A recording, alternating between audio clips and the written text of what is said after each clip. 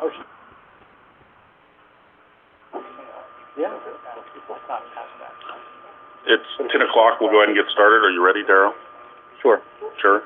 And if you're on the conference bridge, remember to unmute. If you're on the phone, it's *6. If you're on the web conference, click on the microphone icon on the bottom of the screen. It kind of floats away, so you have to move your cursor towards the bottom. And if you are using both the webcast and the audio bridge on the phone, make sure to turn the volume all the way down on your computer, otherwise we get an echo.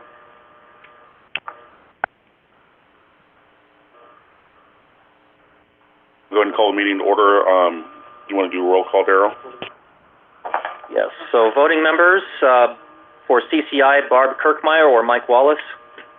This is Marie Madrigal for Mike Wallace. Can you give me your name again, please? Marie, M-A-R-I-E, Madrigal, M-A-D-R-I-G-A-L. Thank you, Marie. For CML, Megan Dollar? Nothing heard. There's a Brandy Delange for CML. Oh, right. Brandy, are you on the line? She's on the chat. Okay. Get her spelling. Is that it? Yeah, I got it. Except change it to a Y. Sorry about that, Brandy. I thought I updated that one. Cheryl Garcia, I think said she wasn't going to be able to join, but let me check anyway. Cheryl Garcia? She said she's at a conference. Tim Kunkelman, we do have Wes Horn here, but do we have Tim Kunkelman or Tim Goodwin? Nothing heard. Mary Jane Rasher?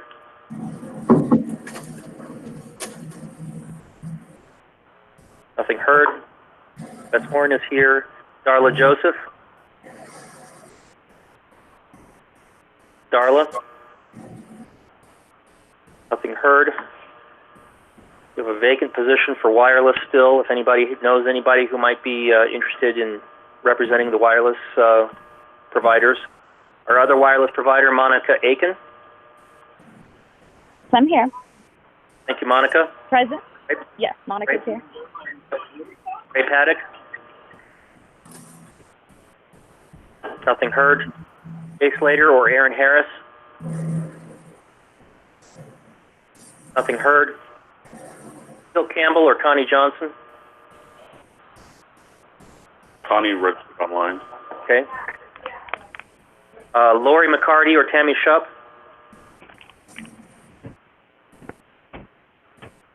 Nothing heard. Don Collins or Danette Martin. Nothing heard. Kimberly Culp, Val Turner, or Tracy Oldmeyer. I'm sorry, Danette Martin registered online. Oh, Danette did? Kimberly Culp, Val Turner, or Tracy Oldmeyer. Nothing heard. Betty DeShazer or Jack. I'm sorry, go ahead. Daryl, sorry, this is Kimberly. I'm here. Thank you, Kimberly. I've lost my internet connection. Hold on.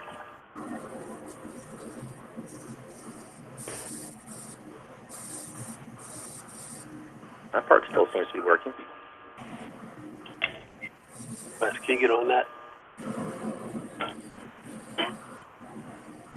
Oh. Look at all it lost. Monica Aiken was here. Ray was a no. Jay was a no. Connie's a yes. That was a no. That's yes. That's a yes. Kimberly's a yes. I'm here. Hello. Hey. Beth Dobransky or Jennifer Kirkland? I'm here. Oh, sorry. Betty DeShazer or Jackie Reynolds? That's where we were. Bruce Romero or Paul Smith? We're not doing so good today. Valicia Librand? Paula Nall or Kayla Friend? Nope. I saw Jeff on the webcast. We know Connie's here. Paula Creasy, Jeremy Duncan, or, well, we know Carl Stevens is here. Jeremy's there. Jeremy's here. Vacant position here. Vicki Pickett. Vicki sent me an email, said she wasn't going to be able to make it. Scott Newman. Yes, I saw you. Sean or Brandy Seaton. Don Shears here. Thank you, Sean. Carl Simpson I saw online. Carl Stevens is here. Patty West registered. Patty West is online. We have 59%. We do have a quorum unless we need to do a modification to bylaws, recommendations on legislation, PUC rules, or tariffs, which requires 67%. So we do not have the majority we need for those items. How short are we?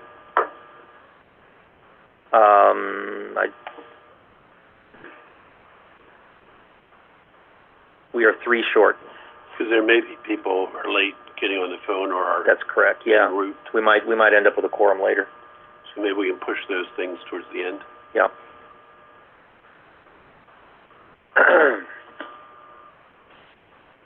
The next up is vacancy discussion. We have one for wireless.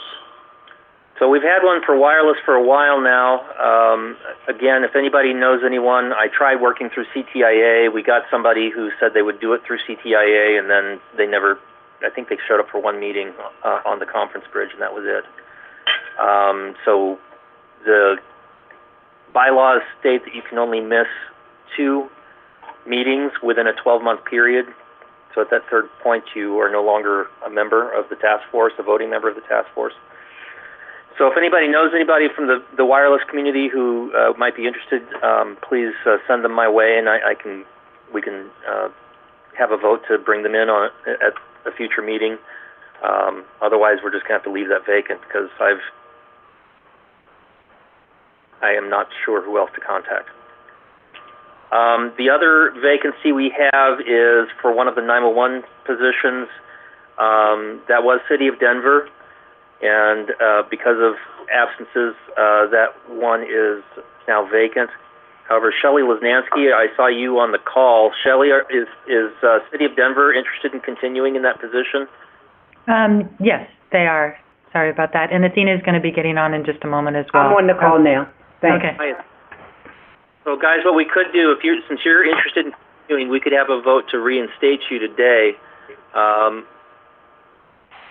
If that's something that the task force would like to do. Yeah, are you okay with that, Athena? Yes, absolutely. Okay, can I get a motion? Jeff Irvin, so moves. Second. Carl Simpson, I'll second that. Okay, all in favor say aye. Aye. Aye. Any opposed? Okay, thank you. Next item is the minutes. They were sent out with the agenda. Can I get them from July 2019? Can I get a motion to approve? Motion. Second. That's seconds. All in favor say aye. Aye. Any opposed? Okay. Next item is reports, and the first up is P's staff report from Darrow. Before I get into that, I wanted to point out that the sign-in page, which is available from the agenda, now has a lot more things on it. I'm trying to make it a little bit more of a one-stop shop for everything you need for the task force meetings. So you've got the sign-in page. A note on the sign-in sheet, if after you submit, the chart below, which shows all of the people who've signed in, will not update until you refresh the screen. You can see there are more people on there now. There's a list of all of the documents for the meeting, and then there's a list of the voting members and committee rosters down below that. So trying to make that a little bit more of a useful tool for you. So Daryl, this is Ray Paddock. Sorry, I'm a minute late. Should I tell you that I'm on, or should I just go through and register to be on? You can go ahead and sign in. That sign-in sheet is just for the record for the meeting. It's not to get into the webcast or anything. So yeah, Okay. Whenever you can get a chance to sign in, that'd be great. Thank you. Yep, I'll do that now. Thanks. So we're too short of this word now. Oh, right. And with with us voting Athena back in, I think we're now one short. Ray, update him there. So yeah, we're up to 66%.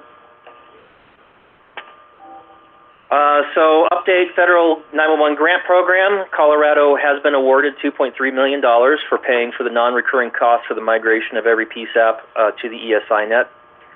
These non-recurring costs now include a 6-month moratorium before the new monthly recurring charges begin. So that's good news. It's going to give everybody a little bit more time to adjust your finances, apply for a surcharge increase if necessary, talk to your client agencies if you get support from your client agencies, and find out what is needed necessarily for you to be able to pay those monthly recurring charges going forward. This is a reimbursement grant, so you will need to pay that non-recurring charge up front and then apply for reimbursement. Our hope was that we would be able to provide you with the matching funds first, which would give you 40%, then you could pay the full bill, then apply and get the rest of the 60%. The DORA grant administrators did not like that idea of paying 2 separate checks, and were essentially they have made it clear that what we need to do is have you pay the full 100% and then get reimbursement for the full 100%. So hopefully that will still be a possibility for everybody. We'll deal with that when we work with each one. Go ahead. Would we pay 6 months and then get reimbursed, or would we pay every month and get reimbursed? No, you'll pay a non-recurring charge, which includes the 6-month moratorium. Okay. So you're not paying for the monthly recurring charges separately and getting reimbursed. You're going to pay. So it'd be one big bill. We pay one big bill, then you get 6 months with no charges, and then after that 6 months, you start getting the monthly recurring charges. It may be easier for some authorities if the it can be a quick turnaround. Yeah, it should be a pretty quick turnaround. In fact, once we get the paid invoice from you, we shouldn't have to wait for. We believe that there will be enough money in the account to provide everyone with their reimbursement while we're waiting for the feds to reimburse us. So instead of having to wait for the feds to reimburse us and then we pay you, we should be able to pay that. My goal is going to be to pay them all within 30 days of receiving the invoices. Somebody on the phone? Daryl, this is Jeff. Can you hear me? Yes. Yeah, so we as the authority are going to be covering the cost for our 3 PSAPs. Do we make the application and then in turn get the reimbursement when we present our invoices? So in order to not have a grant agreement with every PSAP in the state, it's going to be bad enough doing it with every 911 authority in the state. That's the way we prefer it. We're going to do it through the 911 authorities, not through the PSAPs. Great, thank you. And that means that there is going to, because the state requires us to have a grant agreement in place, I'm currently working with the DORA grant specialist as well as the state controller's office to put that language together. We're going to get it to you as soon as we can. For those of you who migrate in October, assuming all of those still happen in October, because it's a reimbursement grant, it shouldn't be a problem if you have to pay that before the grant agreement's in place. It just means you may have to wait a little bit longer for your reimbursement, but we're working as fast as we can to make that happen. Unfortunately, when you have to work through the state controller's office, you're kind of at their mercy on how fast it moves.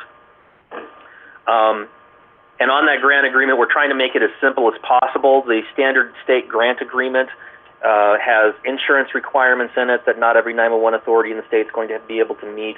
So I'm working with the state controller's office to get them to take a lot of that out. Because some of your 911 authorities receive $50,000 a year, you're probably not buying $1 million in liability insurance and car insurance for cars you don't have and things like that. So we're trying to get as much of that taken out, streamline it as much as possible.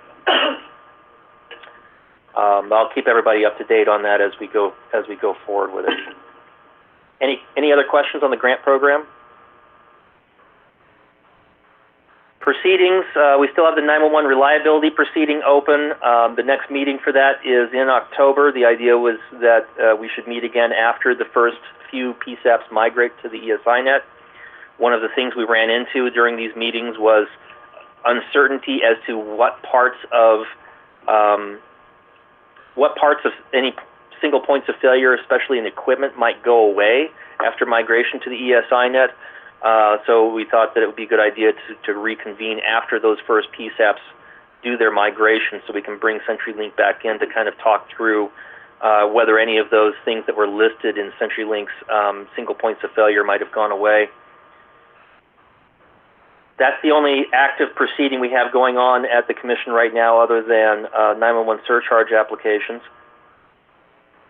Federal rulemaking, there was a report and order establishing new requirements for multi-line telephone systems, as well as dispatchable location requirements for other types of technologies.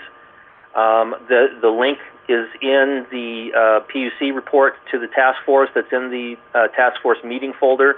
So if you haven't looked at that report and order, I would encourage you to take a look at that. Does anybody want to add anything to that? Anybody who's been following that closely? Joe, I don't know how close I think you guys submitted comments on it. Yeah. No, I have nothing to add. Okay. Mary Jane usually follows these pretty closely too, but I didn't hear her on the call. Mary Jane, have you joined us yet?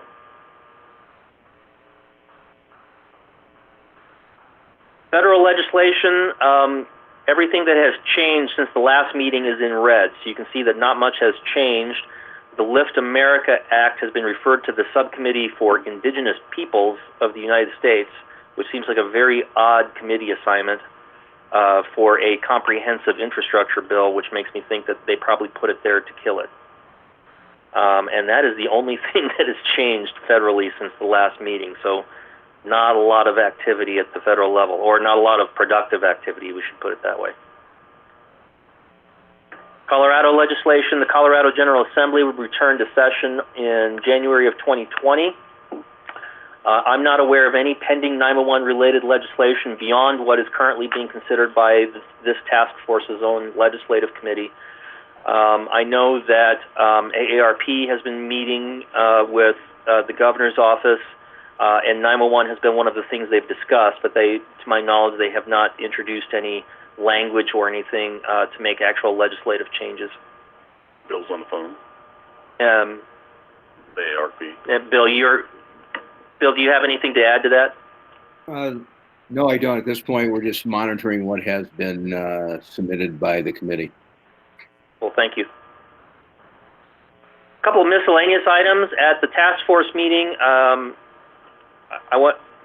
This is the task force meeting. So I can provide you an update on the State of 911 report. Yesterday, the Commission approved the 2018-2019 State of 911 report. I sent that out over the task force listserv last night. It's also been put on the PUC website. A lot of work from a lot of people went into that again this year as last year. So I want to thank the members of the editorial committee and thank everyone who submitted comments when it went out for public comment. Because of everything else going on with the grant, it didn't go out as soon as I'd like. So I hope that didn't deter anybody from commenting. But it's still at least I think I gave everyone at least 3 weeks to respond to the draft. So hopefully that was enough time. But we did receive a good number of comments, and I incorporated those to the best of my ability, and I'm thankful for everyone who was able to do that. So a copy has gone up to the legislative liaison for the Department of Regulatory Agencies, who's going to get that out to the General Assembly. And then per the statute, we are required to also do an in-person presentation in January. So we have that to look forward to. And CTIA has published a new website with information on it about cellular network resiliency that I wanted to point out to people. It's prepared.ctia.org. And it's a little bit of a mishmash. You can tell that most of it is written for members of the public on how to prepare for disasters, but it also has a lot of information in here about what the wireless industry does during large-scale disasters. And I think this is really in response to the FCC looking more closely at this, wanting to make sure that there are roaming agreements in place already for when there are disasters, so that if we can figure out who that is. Please put us on hold.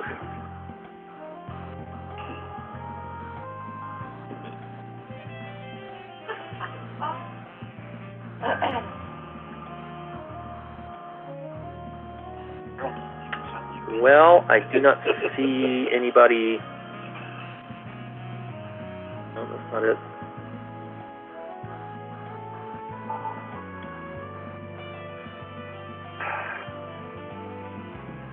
Can't mute them if I can't tell who it is.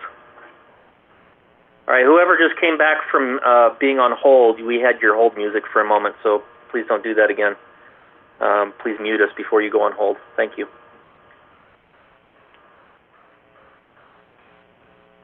Anyway, CTIA, like I said, FCC has been very interested in this, especially due to hurricanes, and if towers go down in a certain area, they want to make sure there are roaming agreements in place so that people's cell phones will work on other carriers' towers. So there's some information about that in here, so it's probably worth going through. I don't know that it's detailed enough to really be a training resource, but it might be of interest to you. And that is all I had for the PUC staff report, unless anybody has any questions or anything they'd like to add. Okay, and it looks like AdCom joined. Jackie Reynolds joined. Okay, great. She was missing one of them, right? Where was it?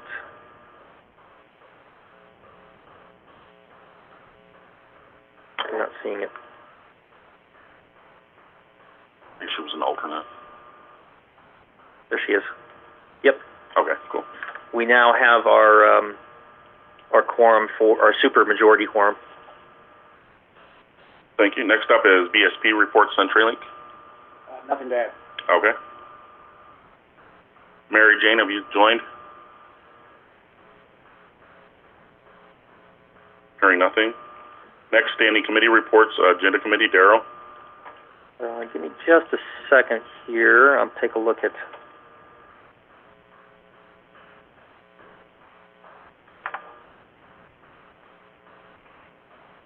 So we talked about perhaps inviting Intrado to come in. Kimberly Culp had made a couple of suggestions for speaking topics quite a while ago that we never got around to, but talk about class of service identifiers as well as geospatial call routing.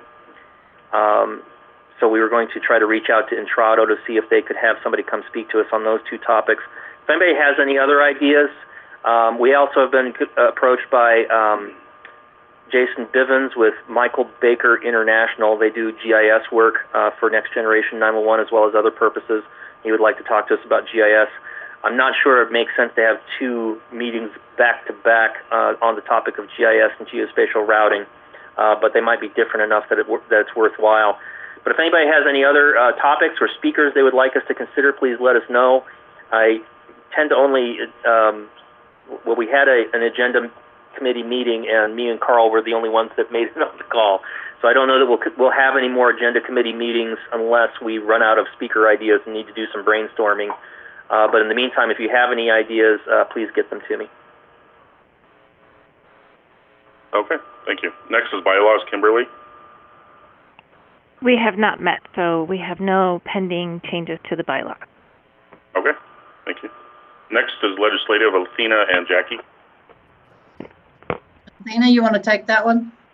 So this is Athena. There was a draft that was sent out earlier this week or late last week in reference to some legislation that we would like to move forward with.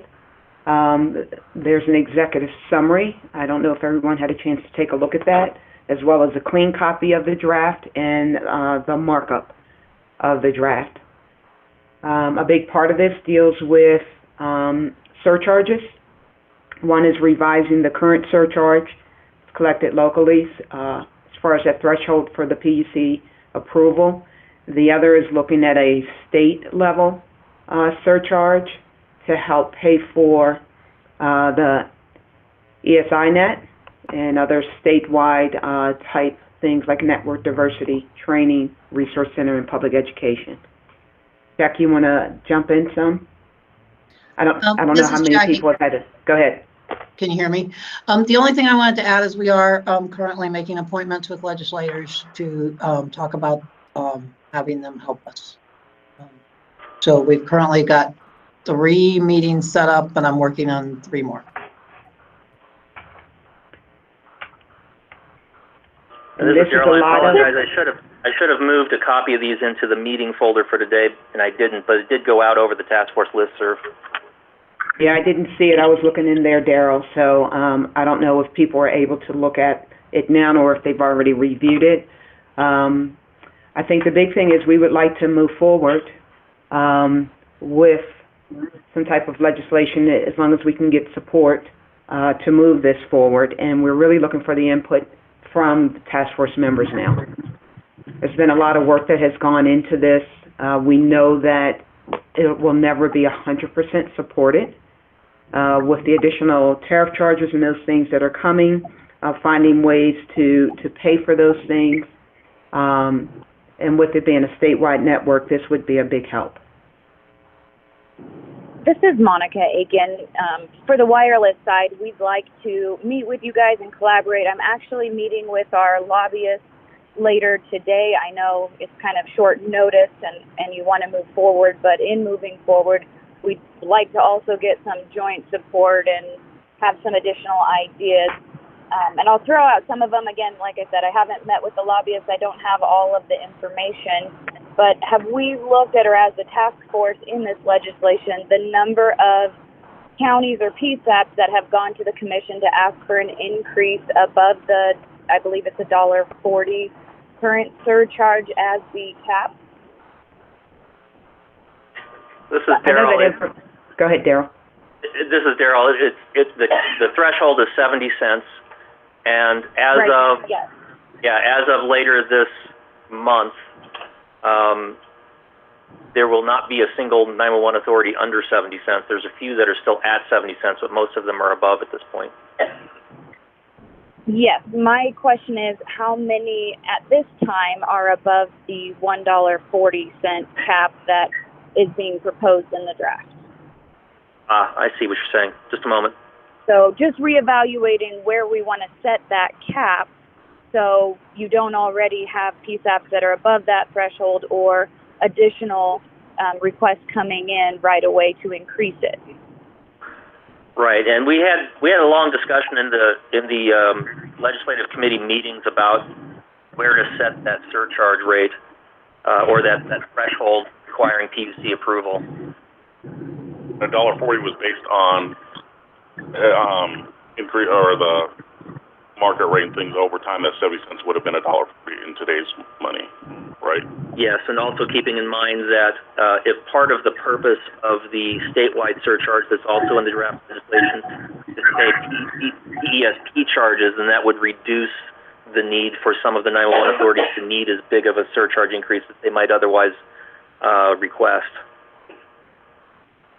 Understandable. Just some ideas that, like I said, I don't have all of the information, so it's kind of premature for me to jump in, but as the wireless side, we have some ideas, some different perspectives, questions, obviously, things like that we would welcome the opportunity to be involved and to also provide support for your change just as a member of the task force on that front. So I will be getting some information. I'd love to collaborate with you guys on what we find out and what we would suggest as proposed changes or revisions as well.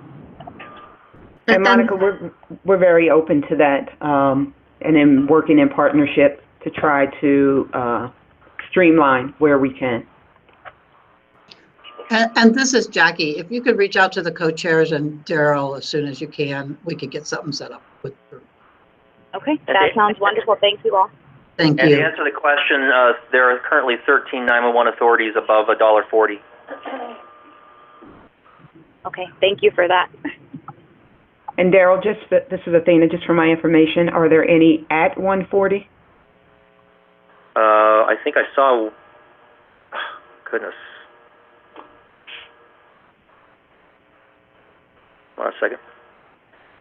Prowers County is at $1.40. I think that might be the only one. Okay. Nope. Chaffee County is also at $1.40. So there's two that are currently at $1.40 itself. Thank you.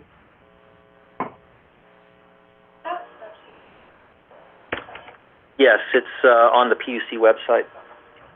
You can also get to it through the Resource Center website. it's hard to explain where to find links. So if you send me an email asking, I can direct you to it.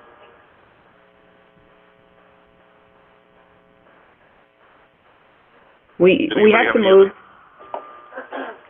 Go ahead, Athena. Thank you. I was going to say we have to move obviously with some speed, but we are looking to meet with all of the stakeholders who are impacted by this, and really looking for feedback as we move forward, understanding, where there's push and where there's give, and where we need to compromise. So really looking for information to come in to us so that we can continue to tweak this as needed. This is Daryl. I'll just add a couple of comments. This draft legislation that went out to the task force is the result of about 10 months worth of meetings. There were both rural and urban representatives on the calls. Not everybody came away from every discussion feeling like they got what they wanted. But I think it's very important to make sure that everyone's voice is heard, and that if there are still concerns, and we know that there are still concerns, that those concerns are vetted, and that if common ground can be found to make those compromises. At the same time, I would caution against paralysis by analysis, in that this is the time of year that the General Assembly is really starting to put together their draft legislation for the next session. And if we wait too much longer, it's going to be too late. And I know that there are a number of 911 authorities that are really counting on something like this to be able to help them pay those higher monthly recurring charges, as well as all of the other fiscal pressures that they're already experiencing. So I think it's a tightrope walk. I don't know exactly what the answer is, how you come up with the perfect balance between asking for more input and making additional changes to the legislation, or moving forward with it so that you have something that's available for the legislators to look at for 2020. But I just want to say that is the challenge that's before the 911 community is finding that balance. And I think even if this is approved and moved forward, it's still apt to change as it moves through the process. It's not a done deal with what it says today. I think absolutely. Even after it goes to the legislature, that's when they're going to try to make the most changes. So, getting something on the table, I think, is the first step. Yeah. So the vote today would be to basically move it forward, so we could get it to the carriers, get it to everybody else, get it to the legislature. And Scott, did you have something? That's what I was just going to ask Carl's whether we wanted to give a deadline, if we were going to give feedback from the task force as a whole, a deadline that we need that info so we can do exactly what you just said. But we can move it forward as is and say, with the understanding that additional input is still being accepted. Yeah. And I think as it moves through and things change, that it should go out to at least most of the group. That'll be up to Athena and Jackie. But, how this wording's changing or something like that. Yeah. Is that correct, Athena and Jackie? That's correct. Yes. And both for both Athena and Jackie, I know we've had this discussion several times on the legislative committee calls, is that we want and need to get feedback from not just the 911 community, but from also the carriers. We just heard from Monica Aiken from Fiero about getting together with them. I think the idea was to try to get the 911 community mostly on one page, or on a couple pages at least. And then before we reach out to other stakeholders. So I think there's a lot of that's going to have to happen between now and January as well.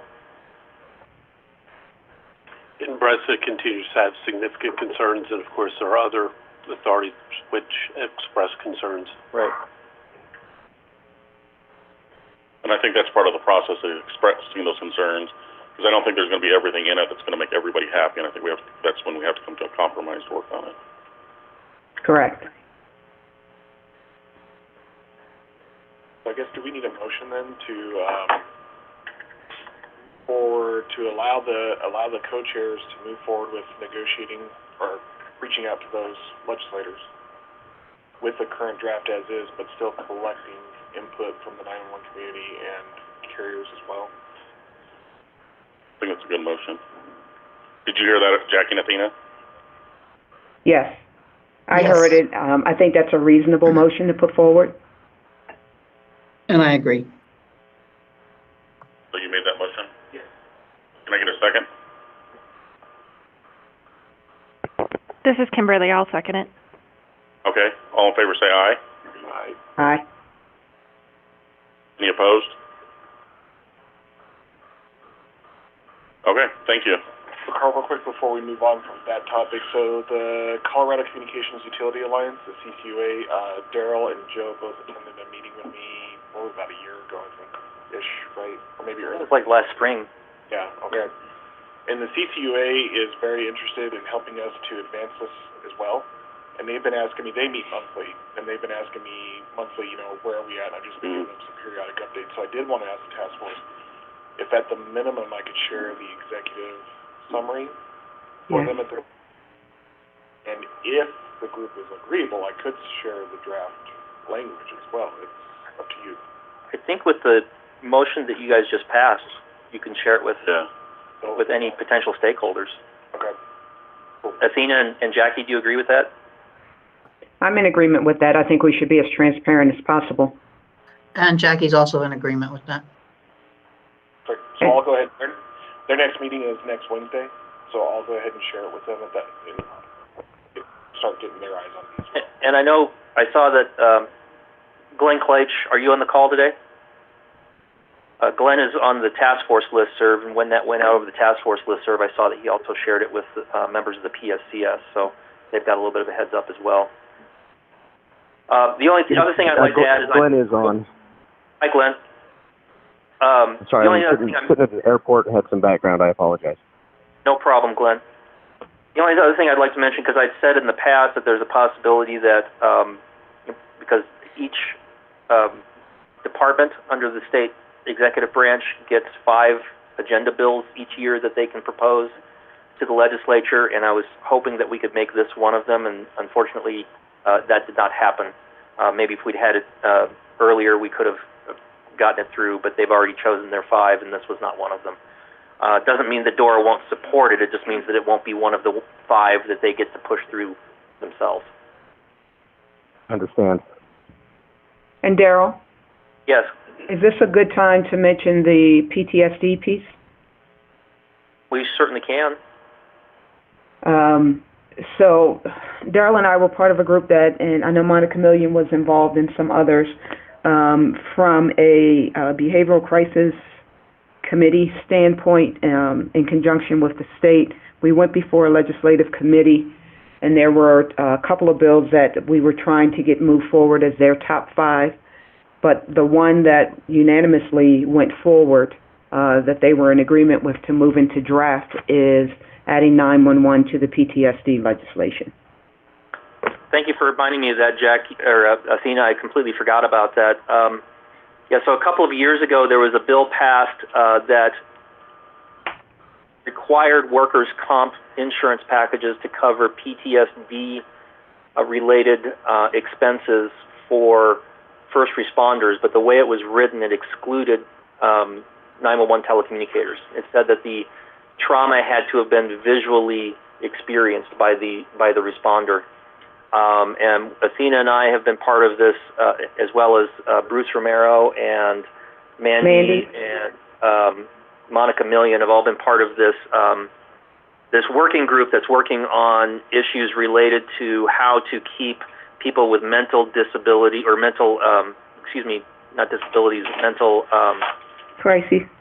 Mental health issues from ending up in the criminal justice system, and part of that is is there a way to divert some of those individuals at the point of the 911 call into mental health support systems instead of to law enforcement.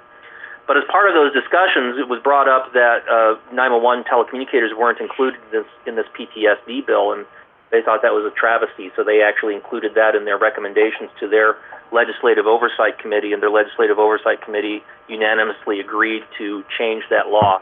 So we should be seeing that in the next session, where they change it to visually or audibly.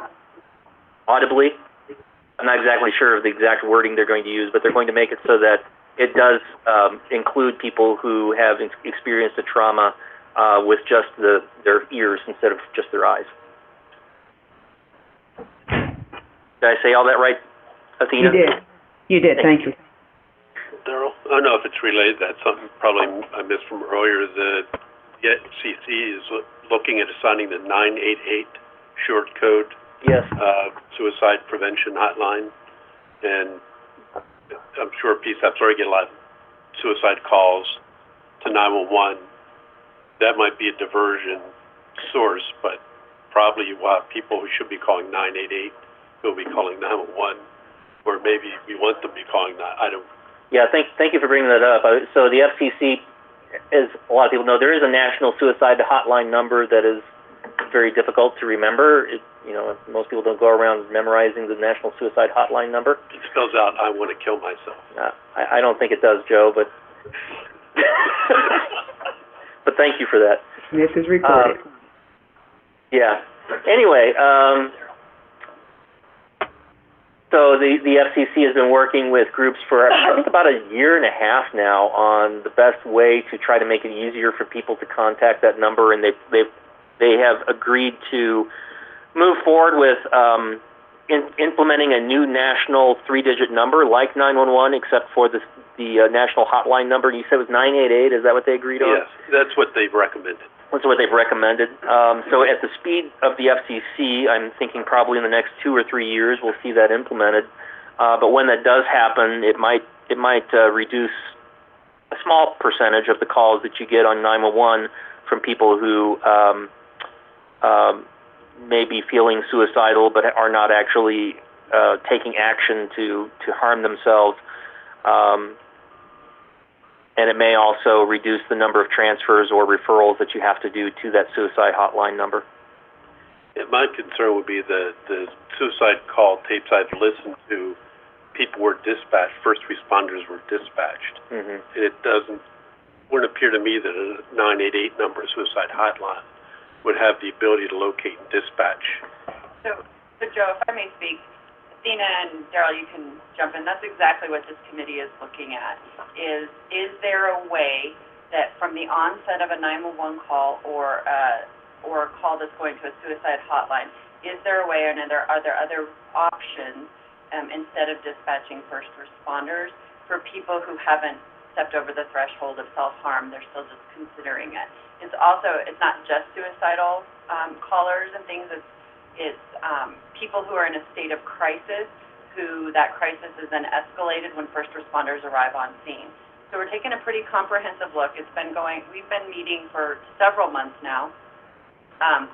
Actually, the committee suggested some legislation that was turned down by the Oversight Committee, and that's when we got support to change the PTSD bill. But we have an ongoing meeting. We meet, and we're now looking at protocols and what possibly call takers in the 911 community can do, and how we could better partner with the mental health organizations across our state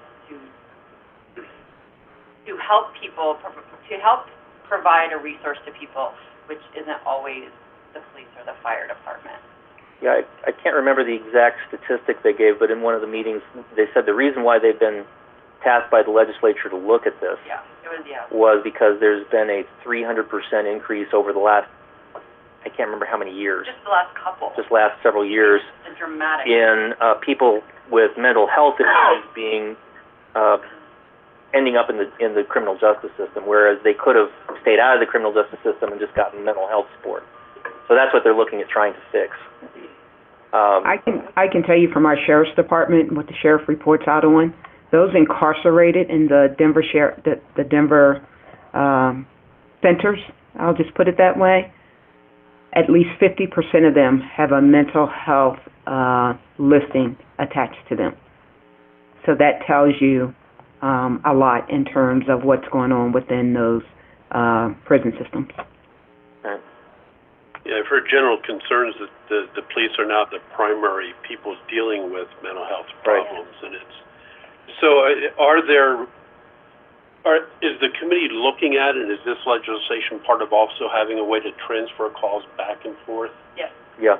Yep. Yes. That we've discovered from the mental health side of this effort, a complete lack of understanding of the 911 and how we operate here in Colorado, but vice versa. It's, come to light that 911 doesn't have a true and accurate understanding of how all and where all the services are on the mental health side. So we've been working very closely, the Department of Justice, PSAP representatives, mental health professionals. There's legal representation in the room, and it's a pretty big group that's been getting together, and we're trying to identify how to make a difference. We've most certainly identified a lot of limitations, a lot of challenges, concerns, but and finding solutions is the hard thing. Talking through all of the details that they're looking at, because it's really complex, I think this would probably make a good topic for a future presentation at this meeting. Yeah, we could do that. So one of the things they're looking at is increasing the use of crisis response teams to actually go with police to some of these calls, so they can try to de-escalate situations before it turns into a matter of incarceration.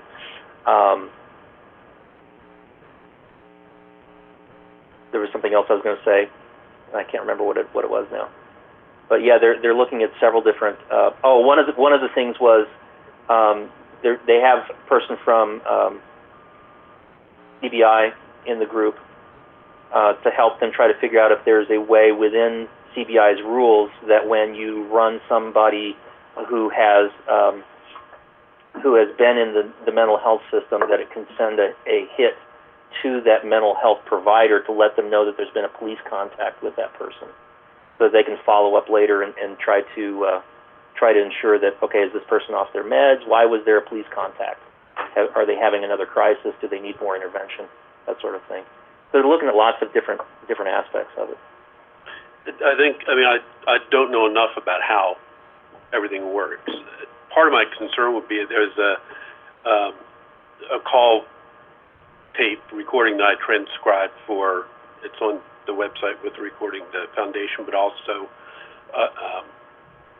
trying to get a better way of pinging for locations, get it automated or something, where a caller would threaten to step in front of the semi, and the Longmont PSAP was trying to find out where he was, and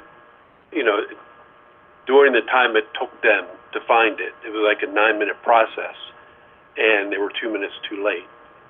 And I've also, read reports of people who are deaf, saying that when they try and get to a PSAP through a TRS, that the TRS people didn't know how to find their location and get to the right, PSAP or police department.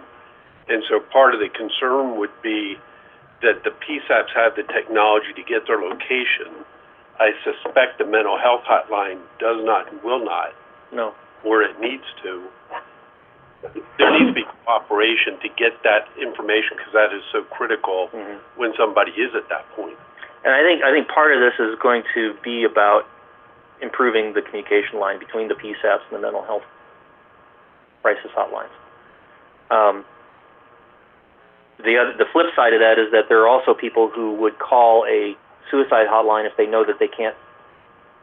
They're not going to call 911 if they know that that's likely to result in the police coming down on their house, but they might call if they know that they can just talk to somebody.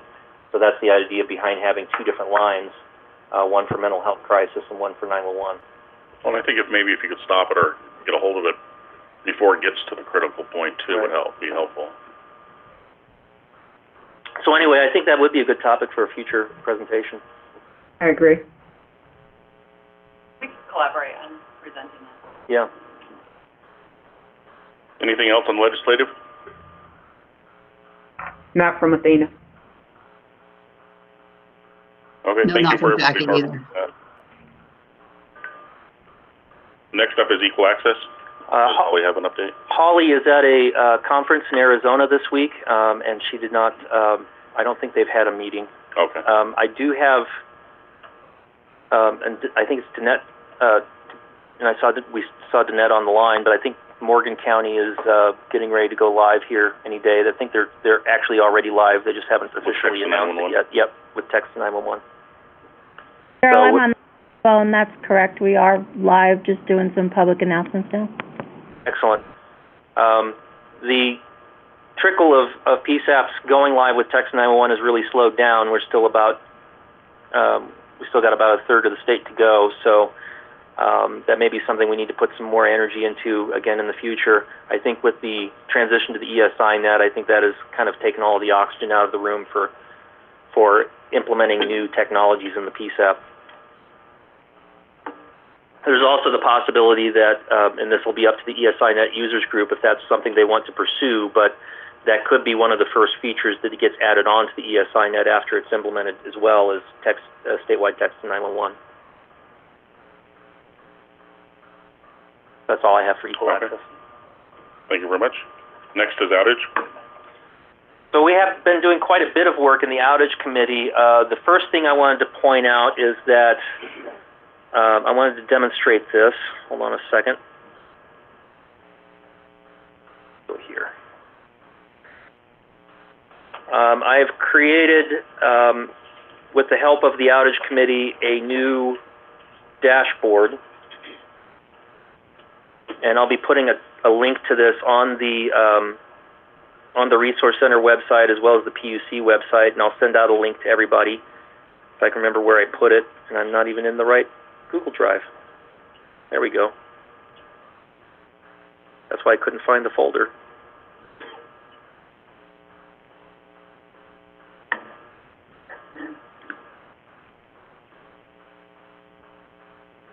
The idea behind this dashboard is right now there's a dashboard showing outages as reported from the carriers, which primarily includes CenturyLink and sometimes the rural local exchange carriers. But there are also other issues that PSAPs experience that may not rise to the level of a basic emergency service outage, but may be still useful for other PSAPs to know is happening, especially if we're talking about an originating service provider outage. The originating service providers don't report to the Public Utilities Commission. But if you're having a Verizon outage in your area, there's also a good chance that maybe you're having a Verizon outage in the next PSAP's jurisdiction, just next door. So the idea is to have a outage dashboard which can be populated with reports from the public safety answering points themselves. So this is what it looks like. It'll look better on a bigger screen. Right now we're just using my little laptop, so you can't see the whole thing. But you've got basically a table which shows, it'll show the last 20 reports that we received. Right now there's only one report in there, so only one line is filled in. But it'll assign a case number automatically. It'll give the status, which PSAP is reporting the issue. I'm not going to call it an outage because it might not be an outage. It might be any kind of service quality issue. Whether this is a PSAP that has already transitioned to the ESINet, we thought that would be important going forward, even though right now the answer will always be no, but as we go forward over the next year, some PSAPs will be ESINet and some won't. What the issue is, and this is basically a description of the issue. There's actually a drop-down list. Otherwise, you can put in other and put in your own description. A more detailed description of what the issue is, what carriers are affected, the affected area, according to what your knowledge of it is, when it started, when it ended. That should not be a number. That should actually be a date and time. I'll fix that. The duration of the outage. If you have any ticket numbers, you put that in there. Estimated time of repair in case it's an ongoing issue. And who the reporting party was, email, phone, and any comments they want to add. And then to add your own, at the top of the dashboard is just a link that takes you to a form. So you fill out this form. You see there's quite a bit in here, but not almost none. Only a few of the questions are required. So you only have to fill in which parts are pertinent to your particular issue.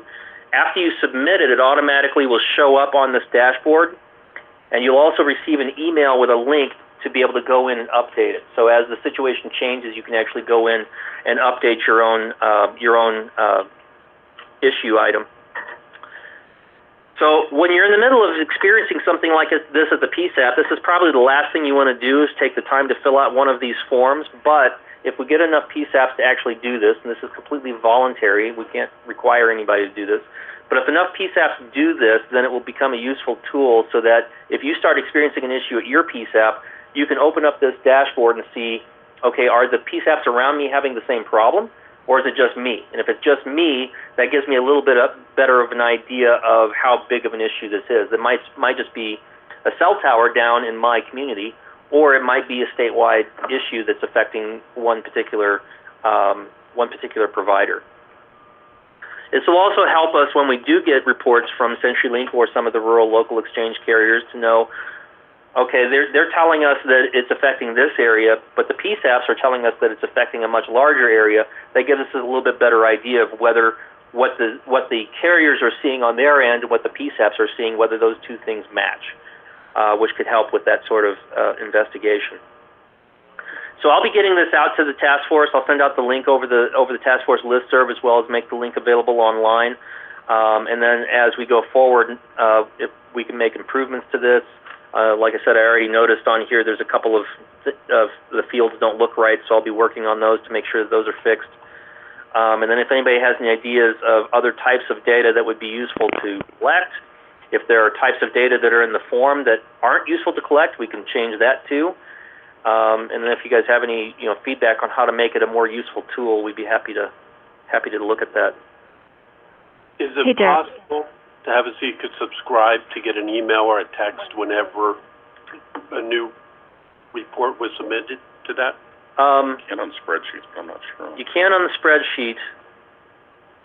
I'm not sure how to do it with the dashboard itself, which is actually published as a web page. But I can look at that and see if there's a way to do that. Kimberly? So, Daryl, when I was filling this out on the PSAP reporting, this impacted all 5, and I can't recall if I tried to click on all of my PSAPs, but I could only select one. Okay. So if we can just make that where we can have multiple, if it's a impact or a notification that impacts an area, geographical region, then I'd want to be able to select all the PSAPs that were included in that notification we received from CenturyLink or from the carrier. I think right now it's a drop-down, which would only allow you to choose one. I could change it to a checkbox to make a very long list, but then you could choose multiple PSAPs at once. So that's that's good feedback. Thank you. You pick your authority and then pick the PSAPs. I don't know that Google Forms is smart enough for that. You can have cascading. That'd be a lot of work. I was wondering, Kimberly, how long did it take to complete this? Under a couple of minutes. I mean, definitely maybe 2 minutes. I just copy and pasted some of the information I received in the email from CenturyLink on the outage, so not a burden at all. Yeah, so the form looks long, but most of the stuff on it is just you check a box. I've got too many things on my screen. I can't see them all now. There we go. So most of the things are, one line, you put in a couple sentences, and not all of them are, you see most of them are not required. Only the ones with the asterisk next to them are required. Once somebody fills it out, can they go back in and complete? Yes. So like I said, after you hit submit, it's going to send you an email with a link that will let you go in and edit your own record. So you can update it. So like maybe you put it in when it's still ongoing and then you want to change it to put in the end time. You can do that. That's good. Yep. And we had an outage a while back in the area, and I think something like that would have been beneficial to see, especially the different issues people are having. Well, like the July 15th outage, there was a lot of confusion over that because the way CenturyLink's system alarmed them, there were some places in the notification said this area is affected, and they weren't. There were other areas that were affected in other ways, like they didn't have a 911 outage, but they were having VoIP issues, that sort of thing. Having something like this where every PSAP could tell us how it was affecting them specifically would have been helpful during the issue. Which kind of brings up something else that was, I think it's later on the agenda, but during that outage, emergency management, the state emergency operations center actually activated for that outage, and they were frustrated by the lack of information we could provide them as to what was happening because, CenturyLink only has what's coming through their monitoring, and then what we get is what the PSAPs are volunteering to us, we didn't have a central place to put all of that information. So something like this could have been helpful with that. Yeah, and I'll go ahead and address that now. But because then I went to a meeting after that with the Northwest emergency managers, and the new state emergency manager director was there, and he was kind of on board that all the comm centers need to report the outages to their emergency managers and all the stuff. And it's like, or like some people wanted to issue, like, say, letters of complaint about the outage from the county commissioners, and he's saying send it to them. I'm like, no, send it to the PUC, and hopefully, and then I think Daryl got involved in some of that, and he was at the EOC when they opened it. I think they could be helpful, but I think they need to make sure that they're going through the PUC. But this would also provide them that information, so they're not trying to call us in an emergency and stuff like that. And he's new, so I think hopefully that was the, why he wanted, not that he wants control over everything. So is this accessible by anybody who wants to, or is it limited to? It would be public. There's no way to lock it down to just PUC, or excuse me, to 911 authority representatives unless we gave everyone their own sign-in, which would be very difficult to manage. No, but it seems if it would be important to emergency operations centers and things if they know. Right. We can give them the link. Yeah. And if we have it so that they get notified, when something gets entered, then it relieves a PSAP of having to. Right. They may get everything in the state, but at least it relieves a PSAP of having to make 10 calls. Right. Yeah. No, that could be. If I can figure out a way to do that, that'd be helpful. There probably is. There's probably an add-on I can use. Go ahead. When Eagle or Vail had issues, I learned about it more on Twitter. And when we checked our lines, it was more Verizon that was, it was just routing to the admin lines before we got calls on it. And something, definitely like this would be helpful. Would have been very helpful. Well, if that form they felt can be simultaneously posted to the spreadsheet and the dashboard, you could have the spreadsheet send out the. Yeah, and it is. I mean, the dashboard is just pulling from that spreadsheet. Okay. So I'll look into that and see if there's a way to do that. Next thing I wanted to talk about was the outage committee. So in the past, we've done special investigations. Either the PUC has done them. Usually it's not the PUC itself. It's kind of an informal thing that staff has done at the request of a PSAP. If there's a particular outage that a PSAP wants to get more information on, they don't understand how it happened, or there was different viewpoints as to what happened during the outage, or there was communication issues, that sort of thing. So we've always done this in kind of an informal way where we've just gotten people together and talked about what happened during a issue. The most recent one was in Grand Junction. They were concerned about an alley outage issue they had, and they contacted me and said, what can we do about this? And short of doing a formal complaint process, what I did was just get everybody on the call, got people from CenturyLink on the call with people from Grand Junction, and we had a discussion about what happened during that, and they were able to identify a number of issues that each side was not aware of, which helps them, helps them try to prevent it or mitigate it for the future. So instead of taking a kind of a seat of the pants approach, one of the things that the outage committee wanted to do was start looking at these in more of a systematic way, so that we're collecting the same information on each of these special investigations. We're making sure that we're asking the same questions, so that we can start tracking these better, get better information, and start tracking whether or not we're making improvements to our communication process between the PSAPs and the BESP as part of these investigations. So we came up with a special investigation form to kind of standardize the process. The first section of this is purpose and usage. It just describes what the purpose of the form is. That part won't change. It's going to be the same every time. Status of the special investigation, so that what we envision is 6 steps that we go through. And if there is a special investigation started, then an initial copy of this form will be sent to the affected PSAPs and authorities, and also the outage committee for input. We try to identify questions that we want to ask the BESP as part of that part of the process. So the second step is to send these to CenturyLink I could probably update this to, or the rural local exchange carriers for request for response. If there aren't any questions, yes, there was we did an investigation on this, but we don't have any specific questions for CenturyLink. We can skip to step 5. Otherwise, we get responses back from CenturyLink. We send it back out to the outage committee for further review. We do an additional round of questions if necessary. The next meeting of the outage committee, we're going to review the results and identify any lessons learned, then prepare a final version of this form for the release to the Public Utilities Commission. The idea is then that the final version of this special investigation would be attached to the reports that the task force provides to the commission every two meetings, which is every 4 months. So every 4 months, the task force provides a report to the commission. We can also give them a copy of any special investigations that we've concluded in that time.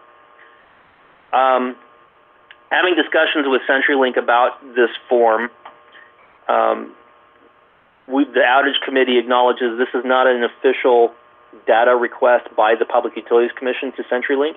It's a request from the outage committee, which does not have the force of law. We can't require CenturyLink to reply to these. Talking to Tim Kunkelman, who does a lot of this regulatory reporting on behalf of CenturyLink for the commission, though, there may be some things that they don't feel is appropriate to answer through this type of form, but there are other things that they can respond to. So Tim has agreed that they will try to respond to these as openly as they can. The next section is an outage profile. This is the information that I get from CenturyLink as part of their outage reporting. So it has just basically the basic information. When did the outage start? When did it end? What were the impacted areas? What was the cause of the outage as far as CenturyLink knows? That sort of thing. Distribution, we're going to keep track of who we sent this to. The one you're looking at right now is the one from July 15th, which had a lot of impacted PSAPs, so we sent it to a lot of people and asked for their input. In most outages, won't have a list nearly that long. It might be 1 or 2 PSAPs. It might just be 1 PSAP. It'll also always go to the outage committee. Reasons for the special investigation. So we tried to come up with a list of things that we want to be consistent with these going forward. Say if an outage meets a certain criteria, we're automatically going to do one of these special investigations. And the list that we came up with were if it's a BES outage, a basic emergency service outage that affects multiple PSAPs, that's all automatically going to trigger one of these. If it's only one PSAP, maybe it doesn't rise to this level, but if it affects multiple PSAPs, we'll automatically do a special investigation. If the details of the outage are unclear from the report, if it's a basic emergency service outage that lasts over 4 hours in duration, we sometimes get reports of outages that aren't basic emergency service outages that last longer than that. That wouldn't necessarily trigger this, but if it's a basic emergency service outage and lasts over 4 hours, it'll automatically trigger one of these. Unusual pattern of impact. The July 15th outage certainly fit that, where some PSAPs were hard down. They didn't have any 911 calls coming in, whereas other PSAPs were still getting 911 calls, but maybe not from VoIP customers, or maybe their admin lines were down, even though their 911 lines were still working, so it was a very unusual impact. The PSAP or 911 authority report differs from the BESP report, so I send a copy of the outage information to the PSAP and say, does this look right to you? And 9 times out of 10, they say, yeah, that's what we experienced on our end as well. And in other cases, they say, no, the outage started 2 hours earlier than what CenturyLink said in their report. So if there's a difference between those two, that'll trigger a special investigation to figure out why there's a difference in those reports. Any report of poor communication between the PSAP and BESP during the outage, and that can go both ways. So let's say the BESP is asking the PSAP, what are you experiencing on your end, and they're not getting any response back. That would also trigger it, as well as the PSAP trying to contact the BESP and asking for ETAs or estimated times of repair and not getting any responses, that sort of thing. BESP failure to notify the PSAP in a timely manner, that doesn't happen very often, but if it does, it would trigger this special investigation. This doesn't happen as much as it used to, but back when I first started with the PUC, this was happening quite a bit, where we'd get an outage at a certain central office, it would get repaired, and then 2 weeks later we'd have another outage at the same central office, same kind of outage, which might indicate that there's a need to take a look at that outage and find out what's actually happening there. So if that did happen again, have repeated outages of a similar nature in the same area over a short period of time, that would trigger this. And then the last two are just kind of catch-alls at the request of an affected PSAP or 911 authority. So if a 911 authority or PSAP says, we would like some special attention to this outage, we're not really comfortable with what we're seeing from the final report, we can take a look at that, or at the request of commission staff. And that has happened in the past and actually a commissioner has asked commission staff to look at a particular outage because they were concerned about the duration of the outage or the size of the outage or the reason for the outage that was provided. We'll also provide a description of the reason for the special investigation. And then if there are specific questions that are identified either by the PSAP or 911 authorities that were affected or by the outage committee, we'll list those questions here and send those to CenturyLink. CenturyLink can decide which of those questions it's going to answer and how it's going to answer and provide those responses. You can see Tim has actually already responded to this one, and I just haven't gotten it back to the outage committee for their review yet, but he actually put his responses directly in the form, which is very helpful. Any additional information the BESP wants to provide can be put in Section 7. Any additional fact-finding activity that was done, there was quite a bit done with that July 15th outage, so all of that's listed in here, so we have a record of it. And then the last two sections are kind of your conclusion. Did we identify any communication or response issues? And if so, what were the solutions that we came up with as an outage committee? So those will be identified at the next outage committee meeting, as well as Section 10, which is solutions identified and lessons learned. So any sort of conclusions we want to come up with, if there are any recommendations we want to make to either the PSAPs or CenturyLink or both about how to improve communications in the future, if CenturyLink identified anything in their processes during the investigation that might help mitigate those types of outages in the future, we can put that here. And that'll all be part of the report that's attached to the report to the commissioner, so they can see that the task force is doing its job by looking at these things, working with CenturyLink, and trying to improve processes going forward. So we tried to structure it in a way that it doesn't look like this is we're going to list everything we don't like about CenturyLink report. The whole point of this is to identify ways that we as a whole 911 community, both the PSAPs and the BESP, can work together to try to identify issues faster and fix issues more quickly and communicate better in the future. Hopefully that's what we've done. We won't really know until we put this through its paces and used it for a few special investigations and see how it works. So my guess is it will probably change in the future as to what type of information we're including in this. But I wanted to point out that we are doing this now, and you'll be seeing these in the future, and hopefully we can make them useful. I think this is a great step. In the past, I've expressed frustration that we have our nice charts and reports about outages, but nothing is done with them. What are we doing with that, right? Yeah.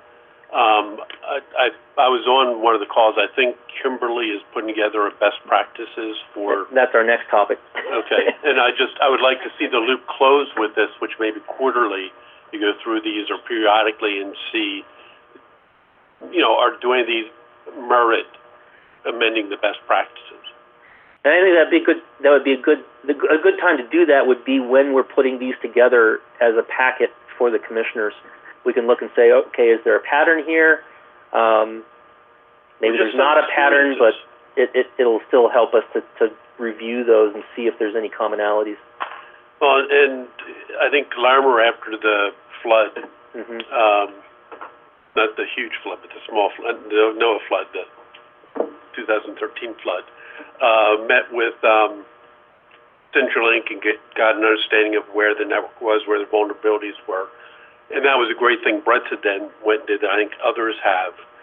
And we went back and we had new people and had them go through that process. And so, there are things like that, Dean, that say, gee, these are things that everybody ought to do at some point so that they know, they understand.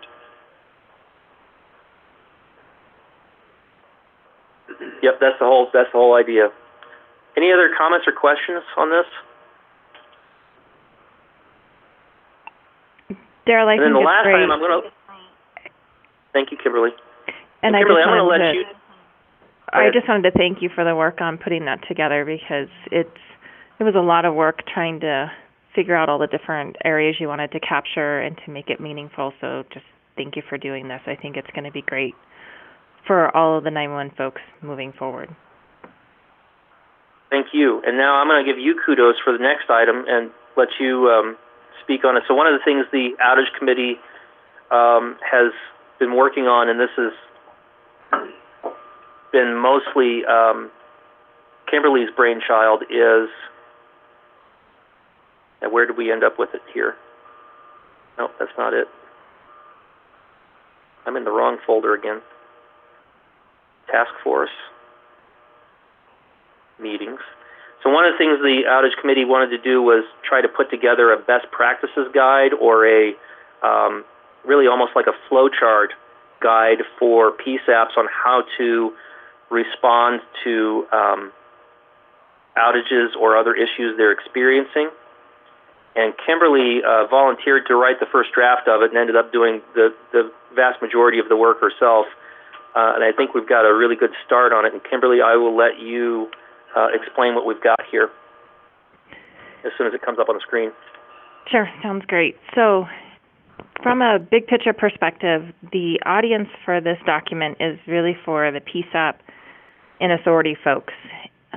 Really trying to take it from a, what do I do if I'm sitting in the comm center? Not, you have to have some sort of strong technical background to be able to work through an outage, because how many people are faced with this situation and it's 10 o'clock at night on a holiday weekend. So we wanted to give some framework that PSAPs and authorities could study to reference, but then also to pull off the shelf if they were in a situation having an outage and they could work through it.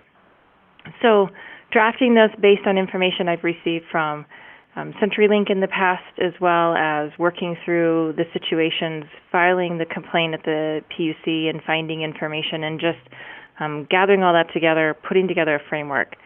If you have comments, if you have changes you want to see, if you have red lines, I need you to send those to me. So I need you to either get in this document and make comments, or email me over the comments. I already have comments from you, Matt, which is great, but the only way that this document is going to be good is if you look at it from your perspective, from your operation, and say, would this have helped me in the situation where I had this outage? Would it have benefited me while I was working through that situation in Garfield County? So I just ask you to take a look at it. So right now what it is it just goes through and talks about what is an outage. Prior to an outage, things that you have to do. You have to know certain things about your PSAP. You have to know your PSAP ID. You really should have that meeting that Joe mentioned before with CenturyLink to know where your single points of failure. You need to also do the contingency filing that CenturyLink asks you to do. You need to complete that information. So it just talks a little bit about things that are best practices prior that you could take care of now. We can add to this. We can grow it. My big caution is I don't want this to be so long and lengthy that people are intimidated to even look at it. So we want to keep it somewhat concise. And then I just walked through the different types of outages that you can experience with very simple, basic diagrams in it to show if it's red, that's the point of failure. You're not going to be able to move beyond that. And so, and I'm not seeing the diagrams on your screen, Daryl. That's probably because I'm looking at it through Google. But when you open up the document in a different format, you should be able to see just simple little diagrams that will show you if this is red at this point, that's going to be a block in the delivery of the call, and that's where you need to work the outage from. So I guess my plea to everybody is to take a look. I'm not going to be upset or offended if you have feedback. The only way we can make it better is if you give feedback on the document so we can continue to make it usable. So yeah, Daryl, we may just want to put the Word version in there too. And then I can convert it to make sure that we've got all the drawings and stuff in the Google format. Yeah, this is the Word version, but because I'm looking at it through my Chromebook, it's not showing all the stuff. So when you guys open this at home on your real computers, you should see the diagrams. And it was sent out with the agenda and all that. Yeah. Yeah. So again, I just ask that you take a look at it. I'm at a point of I'm going to stop and wait for feedback from all of you. And Matt, I'll take your information and I'll be working through all of that probably next week. But for everyone else, please, again, just take a look and really think about, would this help you? Would it help your team? Would this help us get educated on different steps of what we need to do if we experience an outage in our community? I'm so sorry. That feedback goes to Kimberly Cole. Correct. Okay, thank you. And if you don't have her email, you can send it to me and I can forward it. The one thing that occurs to me is I couldn't talk in here because Kimberly was saying it's important to know your PSAP ID and certain other things. And maybe you want to do is have a page right in the front that whoever's the overall director can put in that data so that at 10:30 on a holiday, when somebody's pulling it up, it's right there. That's actually part of the PSAP profile that goes out every year, so we could pull it from that table and actually have that as maybe an appendix, I don't know, or a link that they can go to. I was just thinking, so when somebody pulls it off the shelf in their PSAP, it has that data for their PSAP, right, you know. Oh, I see what you're saying. Yeah, so you have Joe, a blank spot. Yeah, and Joe, we talked about that, and that may be what this document turns into, is more of a form that the PSAP authority could take and work through for their particular area. So more blank areas, more I need to customize it, fill it in, leave sections blank so that PSAP can then own it, put their PSAP ID, put in some of those conditional floor routing numbers, and list those things out, and then really build out this document for their area. So that's good feedback. And knowing where all of the remote central offices are in their service area and that sort of thing. Yeah, I like that. Because as they're working through an outage, they're not, oh, what's my ID, and trying to figure out where to get that. It's right at hand. Yep, I like that. Anything else on outages? Or is there more on this?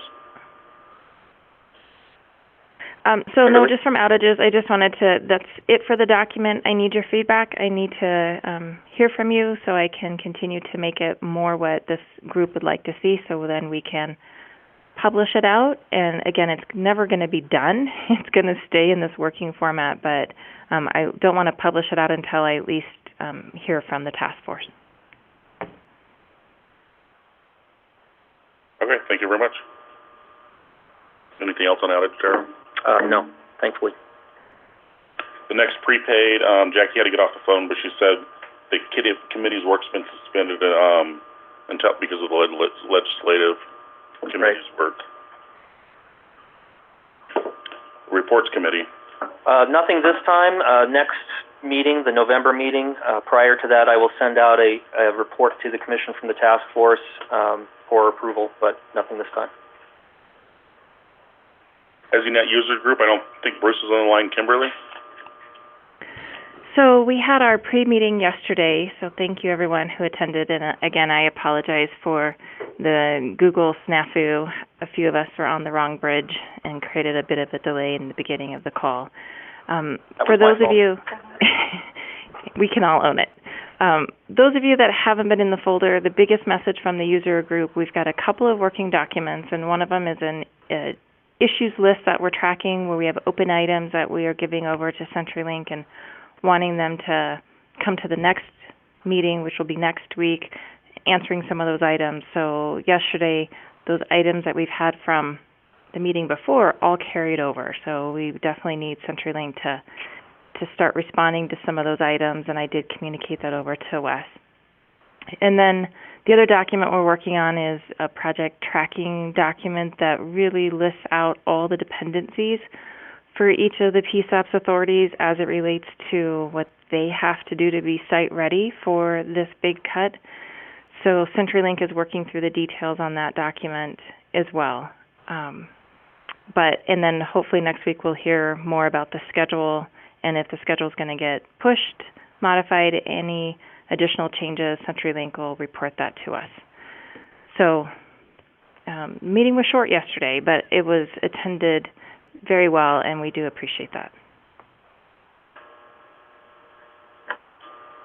And I might add, thank you, Kimberly, for putting that checklist together.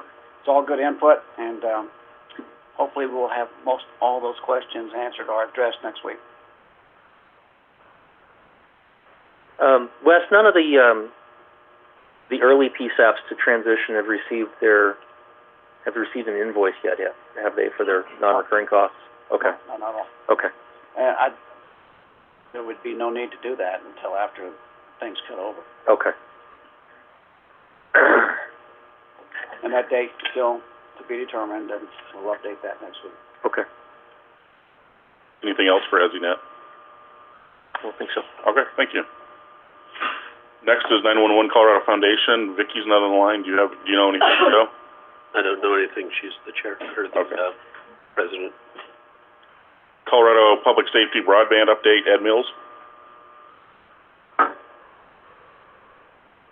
Ed or Teresa, are you on the line? I haven't heard from either of them. Ed sent an email that he was. Oh.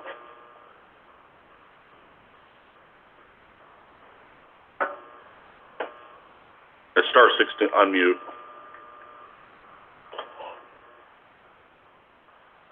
Okay. Next is PSCS report. Deanie? The PSCS has formed a subcommittee that we have titled the Financial Sustainment and Improvement Working Group. Basically, to discuss ways to fund the radio systems in the state. We're going to meet twice monthly with the idea of preparing legislation for fall of 2020, so as not to interfere with the 911 legislation coming up. And we also had a FirstNet update during our last meeting last Thursday. That was updated by AT&T staff and providing the latest coverage maps and future improvements for the state of Colorado. Reminding you that we're in the second year, I believe, of this multi-year project, FirstNet. So, a lot more work to be done. I apologize for my ignorance. That's okay. Public Safety Subcommittee. Communication. Communication Subcommittee. Okay, thank you. It's the radio side of public. And they are a subcommittee of the Homeland Security Advisory Committee, which is under the HSES, which is Department of Homeland Security Emergency Management. I love all the acronyms. Right. It's been a while since we had a FirstNet presentation here, I think. Is that something that PSAPs are concerned with? Well, I know PSCS has had one recently. Yes. Yeah, that's what made me think of it is. Last Thursday. And they're going to, apparently that will be the new form of update from FirstNet, will be during the PSCS term monthly.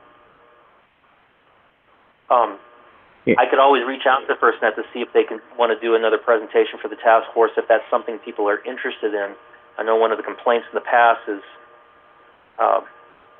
during the run-up to FirstNet, especially during the run-up to the state opt-ins, there were a lot of presentations that were all very, very similar and didn't have a lot of new information. So I think people got kind of burned out on them. Is there new information, Denny, that we won't get burned out on? I think they're moving fast. We turn off the maybe recording? faster than they suspected or expected with site build outs. Right. It might not be Would they? a bad idea to do it in the future, and they're very careful about what they allow you to take. You're not allowed to take any kind of I think Ed's on the And this is Glenn Klein. I can provide a little update if you want. I think and Ed Mills is on the phone. Yes. Okay, who wants to go first? Sorry, go ahead. Go ahead, Glenn. I can fill in the gaps. Okay.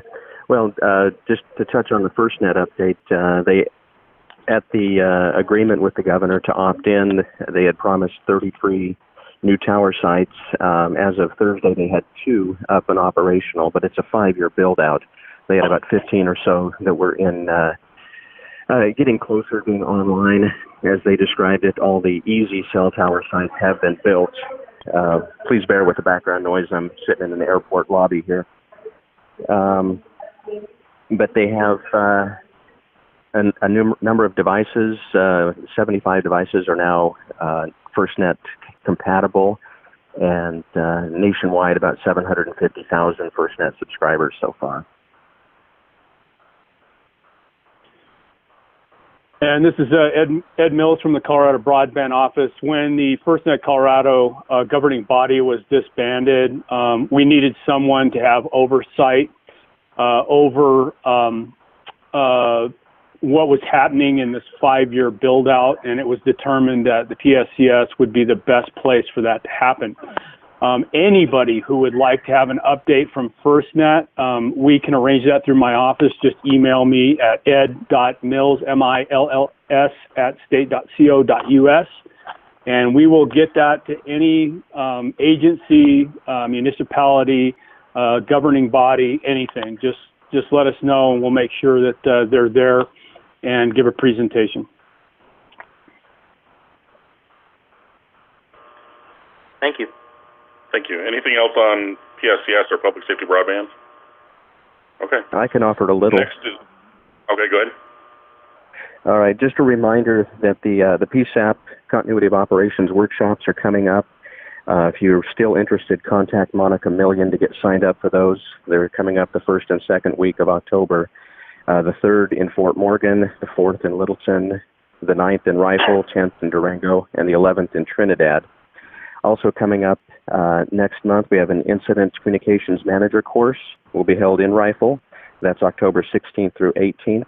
And we have an Incident Tactical Dispatcher course coming up in November, the 12th through the 15th. That will be in Louisville, Colorado, at the police department there. Those are available on CoTrain. If you want to sign up there. For the COOP workshop, contact Monica directly. And that's all I have today. Thanks. And then, Glenn, one of the things I was thinking of earlier in the meeting, are you good with being under PSCS, or do you want your own line item on the agenda? I think you've been very good at attending meetings and stuff. I'd be more than happy to. I can do it under the PSCS. They're my primary client, and if you guys don't mind me, if Deanie doesn't mind me briefing in addition to her, I'm happy to do that. No. Thank you. Keep up the good work. Okay, thank you. The next is Division Fire Prevention and Control. Monica's on vacation, but they're just starting their next their first meeting, and it'll be October 9th in Glenwood Springs. So there's no real update on that. Any old business?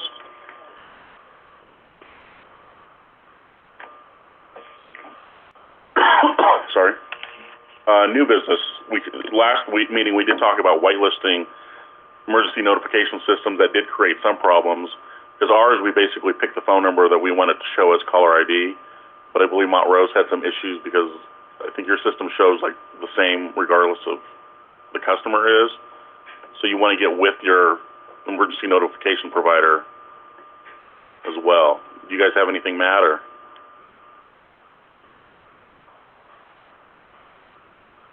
Okay. Yeah, I think working with them, I mean, ours gave us a little bit of kickback, or not kickback, but pushback when we wanted them to whitelist stuff. because they said they didn't supply the phone numbers. Like, yeah, you did supply our phone number. So then they agreed, yeah, they would do that. We But ended up working with one of the providers to move the name of another county, Colorado. Basically, they got there before we did, and so their name was on that number for every county in the state. so what would it normally show up as? Just like emergency notification, or?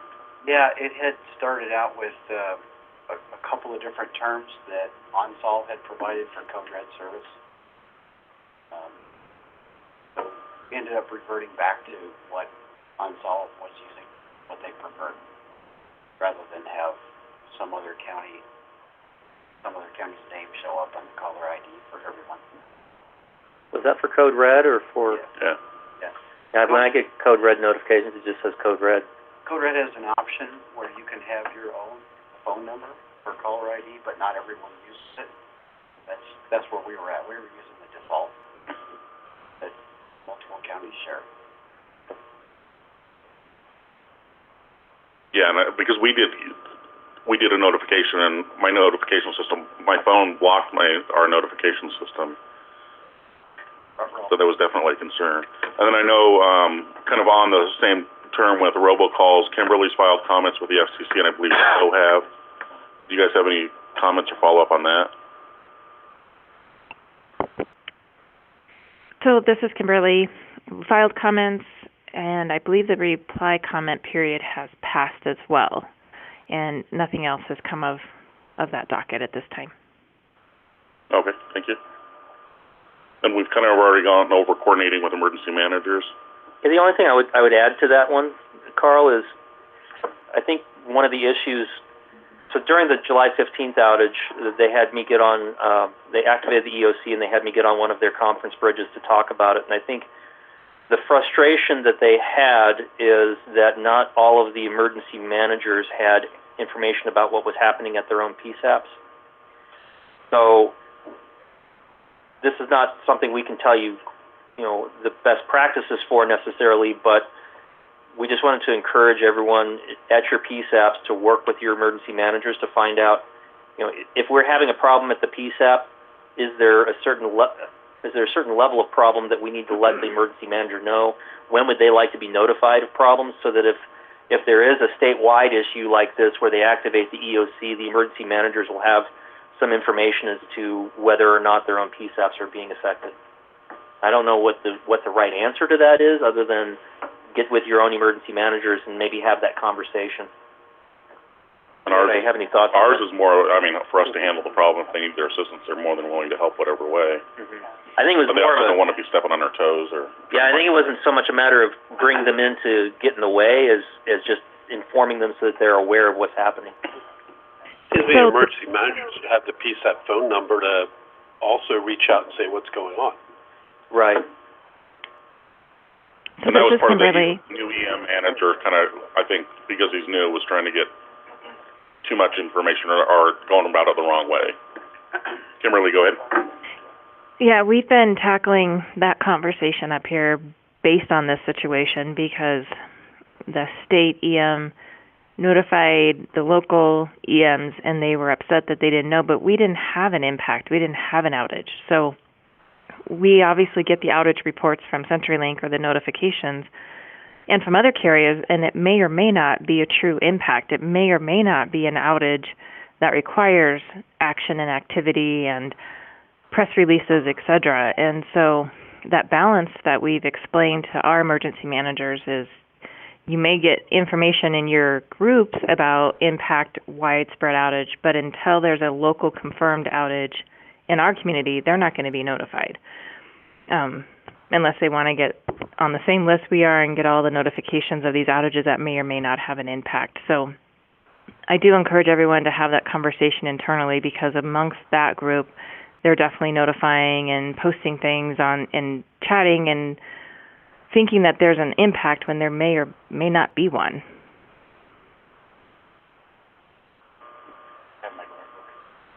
Yeah, because I think in some ways it was causing more confusion. Yeah.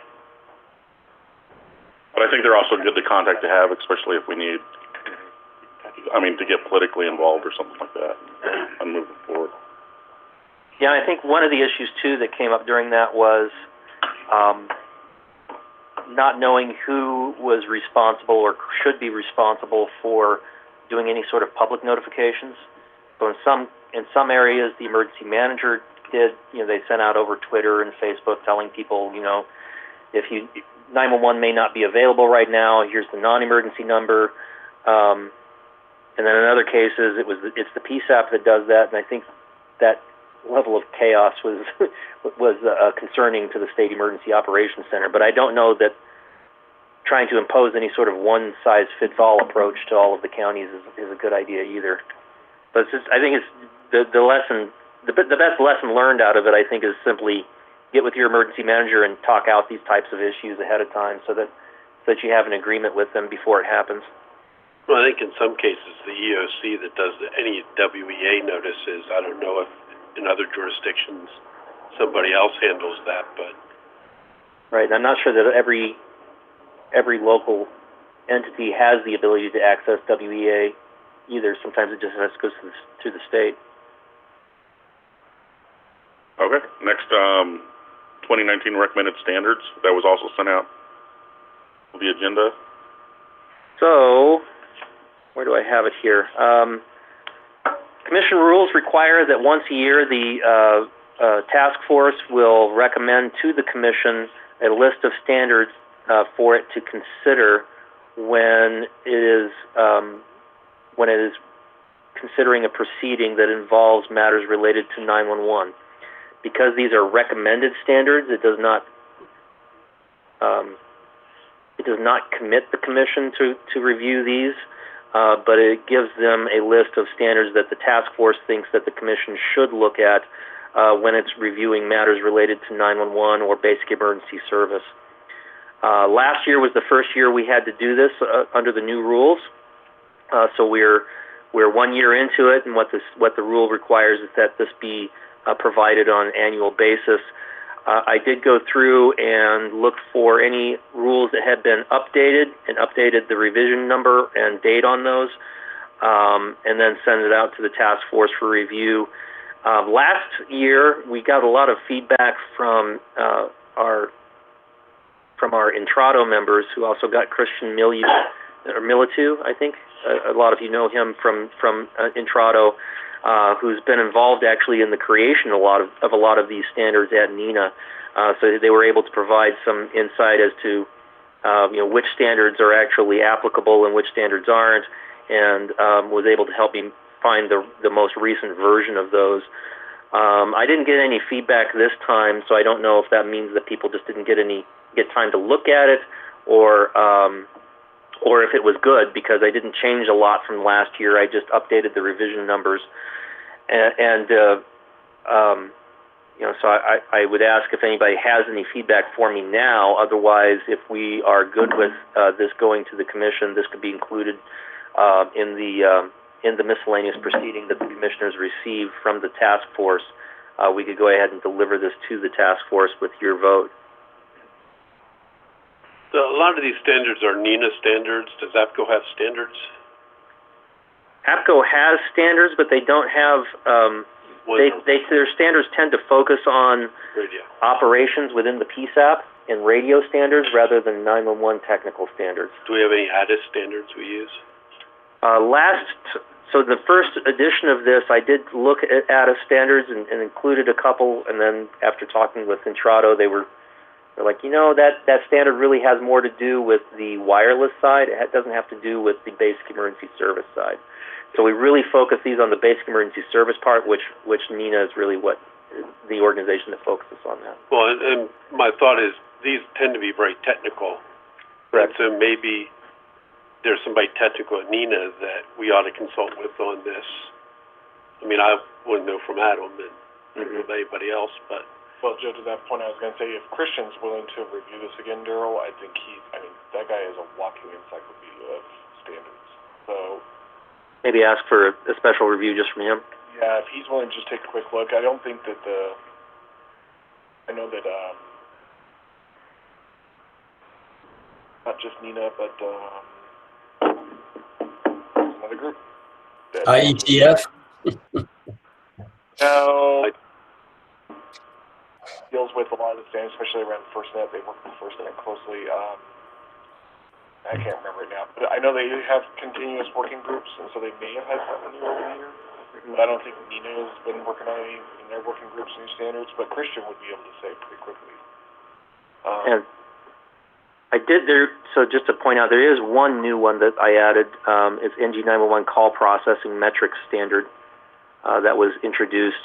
So it was in process last year, and so it wasn't included, but it's been released by Nina since then, so I included it this year. But I think that's a good idea. We could table this until the next meeting and send this to Christian and see if he's willing to and has time to provide some feedback on it. And if I can find the name of that other one. Someone else suggested, maybe forwarding this to Colorado Nina APCO, and we could certainly do that. I don't know, most of the people involved in Colorado Nina APCO are frontline people, so I don't know that they would have the technical background to provide feedback on this. And then Nina National has a new tech director, but you probably just look back at the standards. Right. My only concern with sending it to national people is they don't know necessarily the focus that we have, because the commission is really focused on basic emergency service, which is a term that isn't even used at the national level. That's a Colorado-specific term. So we would have to explain all that up front before they could make a determination, well, is this in scope or out of scope? But Christian's already well aware of what's in scope and out of scope for Colorado, so I think that would make sense to send it to him and see what he thinks. I mean, and just so you know, Joe, Christian also serves on several ADIS committees. Yeah, no, that's great. It's a great suggestion. I thought maybe he wasn't available or Entrado just wasn't involved at this point. Well, and he might not be because he is a one-man shop, so he is pretty... Yeah. And last year they volunteered their help. This time they didn't, but I also haven't reached out to them directly and said, Christian, can you help? So maybe if we do that, that'll get us some feedback. And I don't think it would be hurt to try and find other sources, not dependent on one person. Right. But my concern about going national, they say, yeah, all NINA standards, nobody else. They list them all. Well, and one of the standards, so you see the first one up there is actually a joint standard that APCO and NINA did together. I don't know that you're going to be seeing very many of those in the near future. No. But all the others are NINA standards. There's one on the bottom that's another APCO NINA. Or a little bit. That one. Oh, yeah. Even though I should probably change this to where it says both.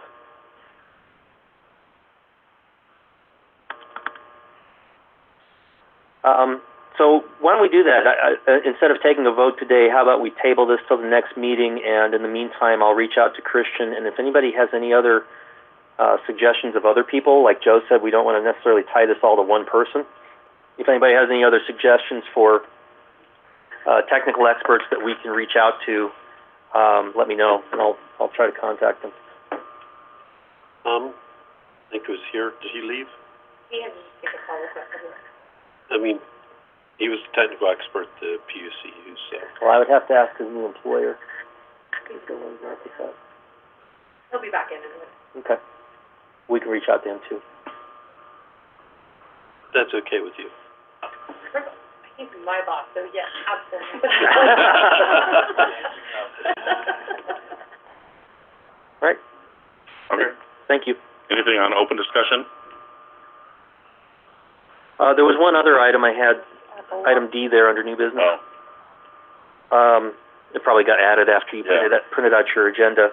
I got contacted by another PSAP. This is probably the third or fourth one I've heard from about the Apple Watch's automatic fall detection being a problem for your PSAPs, and I kind of wanted to get a feeling for how big of a problem this was statewide, since I've now heard from several PSAPs. The issue that I've heard is that apparently it's not for everybody, but if you are over a certain age, and when you're setting up your Apple Watch, if you put in that certain age, it will automatically turn on fall detection so that if it detects a fall from the person wearing the watch, it will automatically call 911 unless you cancel the call. It gives you a certain number of seconds to cancel the call, and then it calls 911. Exactly. Sounds like a great idea, and in some cases they have actually turned out to be legitimate calls where somebody needs help, but there have been some issues with it. First of all, it apparently starts talking because it's using speech or text-to-speech technology, and starts saying, this is an Apple Watch fall detection, I don't know the exact wordage, the caller's location, and it starts spewing out latitude and longitude numbers. And it does all that before the call taker answers the call. Apparently it starts talking when it hits the trunk, not when the call taker actually picks up the line. So that's a problem.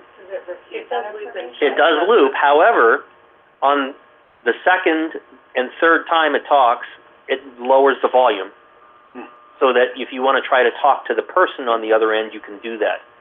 The PSAP that contacted me a couple weeks ago said that when it does that, it lowers the volume so much that our call taker could not understand the latitude and longitude numbers that it was giving. It did get phase 2 from the phone, but it wasn't accurate, or it was accurate, but it wasn't specific enough to justify going and starting busting in doors looking for somebody who had fallen. So I wanted to try to see if this is something that we need to work through NASNA with, the National Association of State 911 Administrators, who could reach out to Apple and say, look, you guys need to make some tweaks to this system. I also asked NASNA because I know some states have a ban on automatic dialing, and I don't know if this counts as an automatic dialer or not, because it is actually triggered by something. So is it automatic, or is it considered a user-initiated alarm, even though the user might do it by accident? I don't know. Let alarm systems automatically call the PSAP. They have to be verified by There's no state statute against it in Colorado. But we're proposing legislation. Maybe we ought to put that in there. Possibly. I think it's something we would want to be very careful about, because there's a lot of products like this coming out on the market. And they're going I don't want to put a law in swamp PSAPs with false calls. And that's part of the problem. So the states that don't allow it makes me wonder, what do you do? Because this is a product that's being sold nationally by an international corporation. How do you stop it from being in your state? Well, and people are doing it exercise, like heavy exercise and stuff. And if you're under that age, you have to, it tells you that you're supposed to confirm that you understand that this can cause an alarm. So, Daryl, can I answer that real quick from the user workflow? What happens when the fall detection actually does go off, and Apple has talked with a couple of our other customers on how the sensors work in that device. And it does take like a super hard fall, but the user will actually hear a little warning that comes up, like sirens almost. So they have 10 seconds to cancel that call before it gets made to the 911 center. So if you don't cancel it, that's when that call gets initiated. So there's other kind of 2 caveats. If you have an Apple 4, your device has its own phone number, even if it's connected to your cell phone. So there are times that if you're using, this is not a pitch or anything, but I just want to let you know about location. If you're using Rapid SOS in any way, we will get that location data from the phone. But if you're separated and your watch is at Starbucks and you left your phone back at work, as you can still call it right now, it's going to give the phone's location, not the device's location. Oh, boy. So we are taking that feedback to work with our partner as well. And if you do come up with any kind of a written statement or request from the state of Colorado, I'm happy to send that up to our contact at Apple as well. Because I think some of the issues are always, like in the newspaper, reported that like people are skiing and it's setting them off, and it's hard for those people skiing to hear the alarm going off. And I don't know what the threshold for that abrupt movement or force to the watch, but we get them all winter long, quite a few of them. And a lot of times it's literally skiers skiing mobile. They're skiing the bump. And we get them, and then we can't find them, but it takes resources. And they can't hear the alarm because it's under like 6 layers of clothes. Right. So that one may not. Well, they hear it, they can't get to it. It might be that they're bending their wrists because they've got their polls or whatever they've got going on, and it sets this alarm off from the wrong wrist, right? And they do get the same alert. So if this gets invoked for a while, I'm not going to press it now because I don't want to make a 911 call upstairs, they'll hear the same series of sirens and then the 10-second to cancel the call. So it may not necessarily be that they're all fall detection. It could be that they're just setting off their SOS service from their Apple Watch because they have like a bent wrist, and just the way that it is, it will set that off really quickly. And it's just, we're going to see more and more of this type of stuff as more devices come out. Somebody on the phone? Daryl, this is Jeff. Can you hear me? Yes, sir. Just one point of clarification. My understanding is that the Apple Watch communicates via Bluetooth to your iPhone. So there was an assertion that, if the phone's left in one place and the Apple Watch was elsewhere, unless it's, within Bluetooth distance, it's not going to communicate. No, actually, in the Model 3 and the Model 4, they both have their own cell connectivity. Do they? Yeah. Depends on which model you have. Separate phone number and everything. You can actually call that other phone number. You can call directly to the watch. Yeah. Yeah, it has its own LTE service and everything. It uses the LTE network and Bluetooth. That's where you see people walking around talking to their watch like Dick Tracy. And at least my cell provider does charge the 911 surcharge for that. Oh, really? They charge two for the one for the phone and one for the watch. That's good. Yeah. So, Daryl, I think to your point, as wearable technology and other things like this keep advancing in the future, stuff like this is going to keep happening. I don't know what we could do besides, like you said, work with NASNA or people like that, and be able to work with the vendors, but maybe that's something where we could think about and discuss as task force of, because the vendors sometimes have the best of intentions, but they've never spent a single moment in a 911 center. Right. As an IoT working group discussion, a lot of this based on the workflows and next-gen process. So it was a topic the last year's discussion this time last year for the next-gen products and building through that network and everything like that, but that call flow and call routing. So I believe there's standards and stuff that they're working on as well. I know IWCE has got an IoT subgroup as well that is working through a lot of those, but they take it more from the commercial vendor approach, making everything talk. Public safety approach of how do we get that into a center. So. I don't know that it's something we can really tackle at a state level, especially a big tourist state like us where people are going to be bringing their devices in from other states. I think maybe just gathering the information that we have, what kind of issues are we experiencing, and then take that through NASNA, through the IoT working group at NINA and other national forums to try to help them tackle it at that level. Well, I think we could pass legislation. Enforcement may be difficult, but we could pass legislation. I mentioned before I had a client who had me looking at 911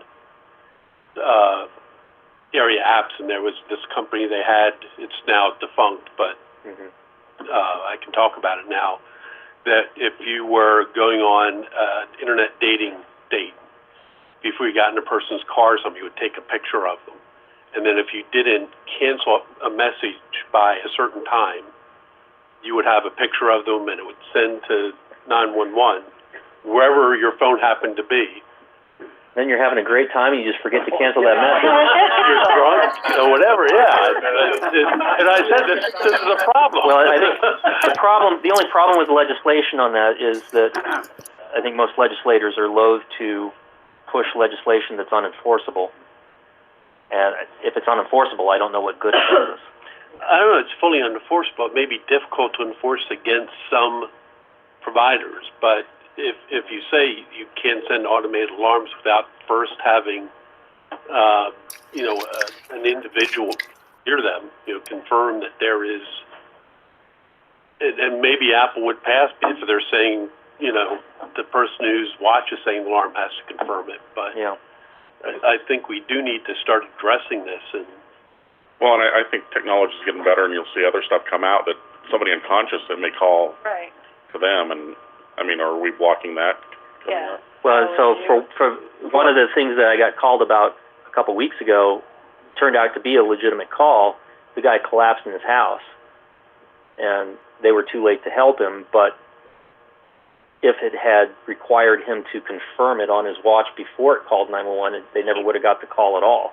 So my thoughts would go to, say, ADT. And ADT, Right. If the person answered, then it would go through the usual back door to the PSAP saying, we have this person whose watch told us he fell. We're getting no response.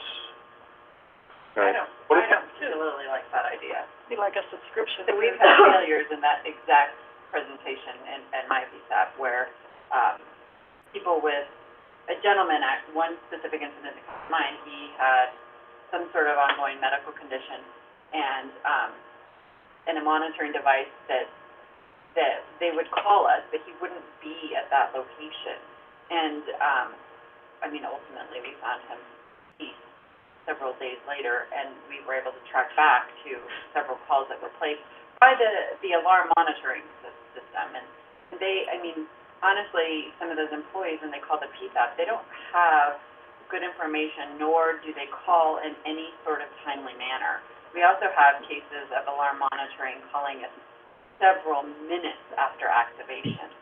I don't know that that's really the best solution, so, especially when we're talking about emergency notification of things like a true fall victim. Yeah. And I'm speaking out of a PSAP that receives many Apple Watch fall notifications. So whether they're being activated from the risking or they're actually classing, I don't know, but I think that's taking a chance. But the concern is, if you're getting so many false alarm calls, that it's blocking legitimate calls, which could happen as you get all this wearable technology. How do you handle that? What does it take to ask the FCC to open the CRM?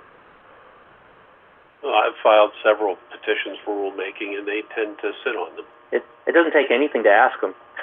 It takes a lot to get them to do it. NASDA will be more likely to get them to probably take, but then or especially if NASDA works with NINA and gets a joint petition. Yeah, right. Our last NASDA petition was like 4 years ago. We're still waiting for them to.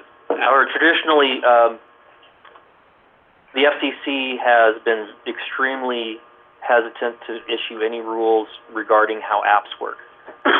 They're not sure that they have jurisdiction, and they don't want to cross that.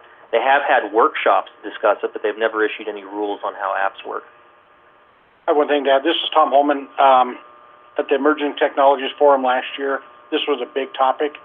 And one of the things they said is for every cell phone that people have, there's 5 Internet of Things devices that will be in place in the next 2 years. This ain't down the road sometime. This is happening right now. Mm-hmm. And what they're pushing is those things go to a middleman, like, that's their, because we'd be overwhelmed. You know? And I can tell you, some of the conversations that we have with input partners, with potential input partners, are those, we cannot just send all kinds of stuff to these PSAPs because we think it's a great idea, because we do want to save lives. However, there's a process that needs to be placed and things that need to be validated before you send it over. So just even in the instance of, okay, you get some verbal information of an XY coordinate and you can't hear it, understand it, if the volume goes low, can that information be sent to the clearinghouse so we can display it and that is automatically delivered with a 911 call?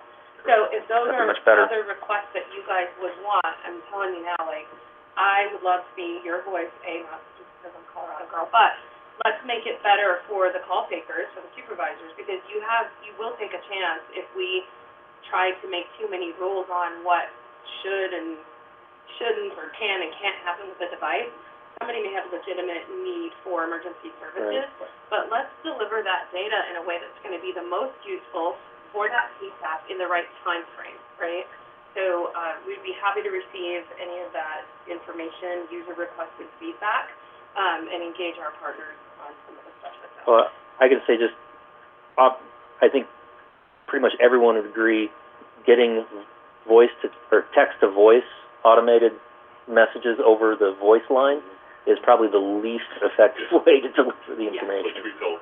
I think the broader view as well is, I want to look at this in the context also of vehicle telematics. So think of it as a fall detection as human telematics, if there's such a thing. And there are valid cases where you want your thing to call on your, not call, actually it may just be message on your behalf. So to your point is how do you filter to make sure that it's valid, that it's vetted? the last thing you're doing is you're playing some robot recordings of these alerts. It winds up not just being a matter of overwhelming PSAPs with non-legitimate calls, 50 non-legitimate calls for every good one. I recall in the early days of, I think it was OnStar, one of the guys in Boulder were telling me, they'd have a half-mile circumference, and it was near a mall. You never find the card. And can you actually be sending out officers to all of these potential calls? And what level of, like in this case, they got it narrowed down to a neighborhood, but that's not enough to go busting in doors on what may or may not even be a real incident. Yeah. And it turned out it was a real incident. The guy died, but the agency did the best they could with the information they had, but it wasn't enough. Yeah, on the MLTS rules, we were talking one time about legislation on that, and part of the question was how many separate locked, secured areas in a building do they have to be before you would have to have separate location information on MLTS, because what if you're in an apartment building and there's 6 apartments and it's coming from the apartment building? What's this fireman do if he gets answers from 4 but not 2? Does he break down those 2 doors? Or, Well, we're holding up lunch now, so I think what I'm going to do with this is, it's not like this is an issue that needs more national attention. There is a NASNA meeting next month that I'll be going to. There's also the Emerging Technology Conference. It's going to be in Denver this year. So next month. I think I'm going to start bringing this information up to NASNA and NINA and see if we can get some national movement on it. For Gerald, to that point, what if, and it doesn't have to be formal, right, but what if we could ask the task force members to just say, here's our list of concerns, and consolidate them into one list that you'd be able to take with you then when you go to NASNA and stuff like that, the multiple different ones that we have. Well, we don't have another meeting between now and the NASNA meeting, but I could put something together and send it out over the listserv and get some feedback on it that way. If you don't mind, and then if people have concerns, it's just to give you more tools to be able to talk to the points when you go and talk to them. Sounds good. Might be an item for the agenda committee for somebody to come speak if there's anybody who's... Yeah, that would be good too. You can search that content into iServe as well. There's a committee, an IoT committee there. Great, thank you. Cool. Okay. Anything? I think that concludes our next meeting. Will be November 14th at Motorola in Westminster. Take about a 5-minute break, and then we'll do a rapid SOS demonstration. And I think what they've got, from what I understand from some of my employees, it's really cool. So stick around. So those of you on the phone, we're going to go ahead and put it on mute, but do not hang up. We're going to leave the line open, and then just join us in 5 minutes for the rapid SOS presentation.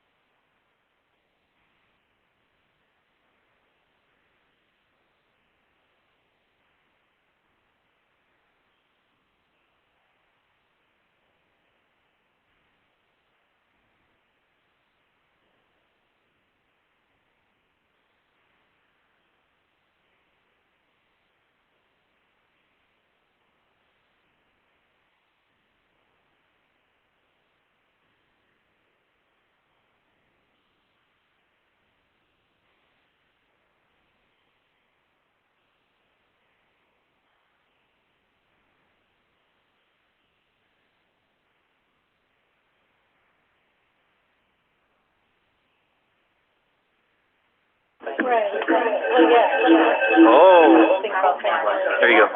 Oh, personal. And it's also kind of like a easing. Okay, everybody. You take these people and throw them into this. I think we are getting ready for our presentation. Why do you want to do it? All right. Bill? I want to make sure people can hear me on the, you've got it on the conference bridge. Yep. Okay.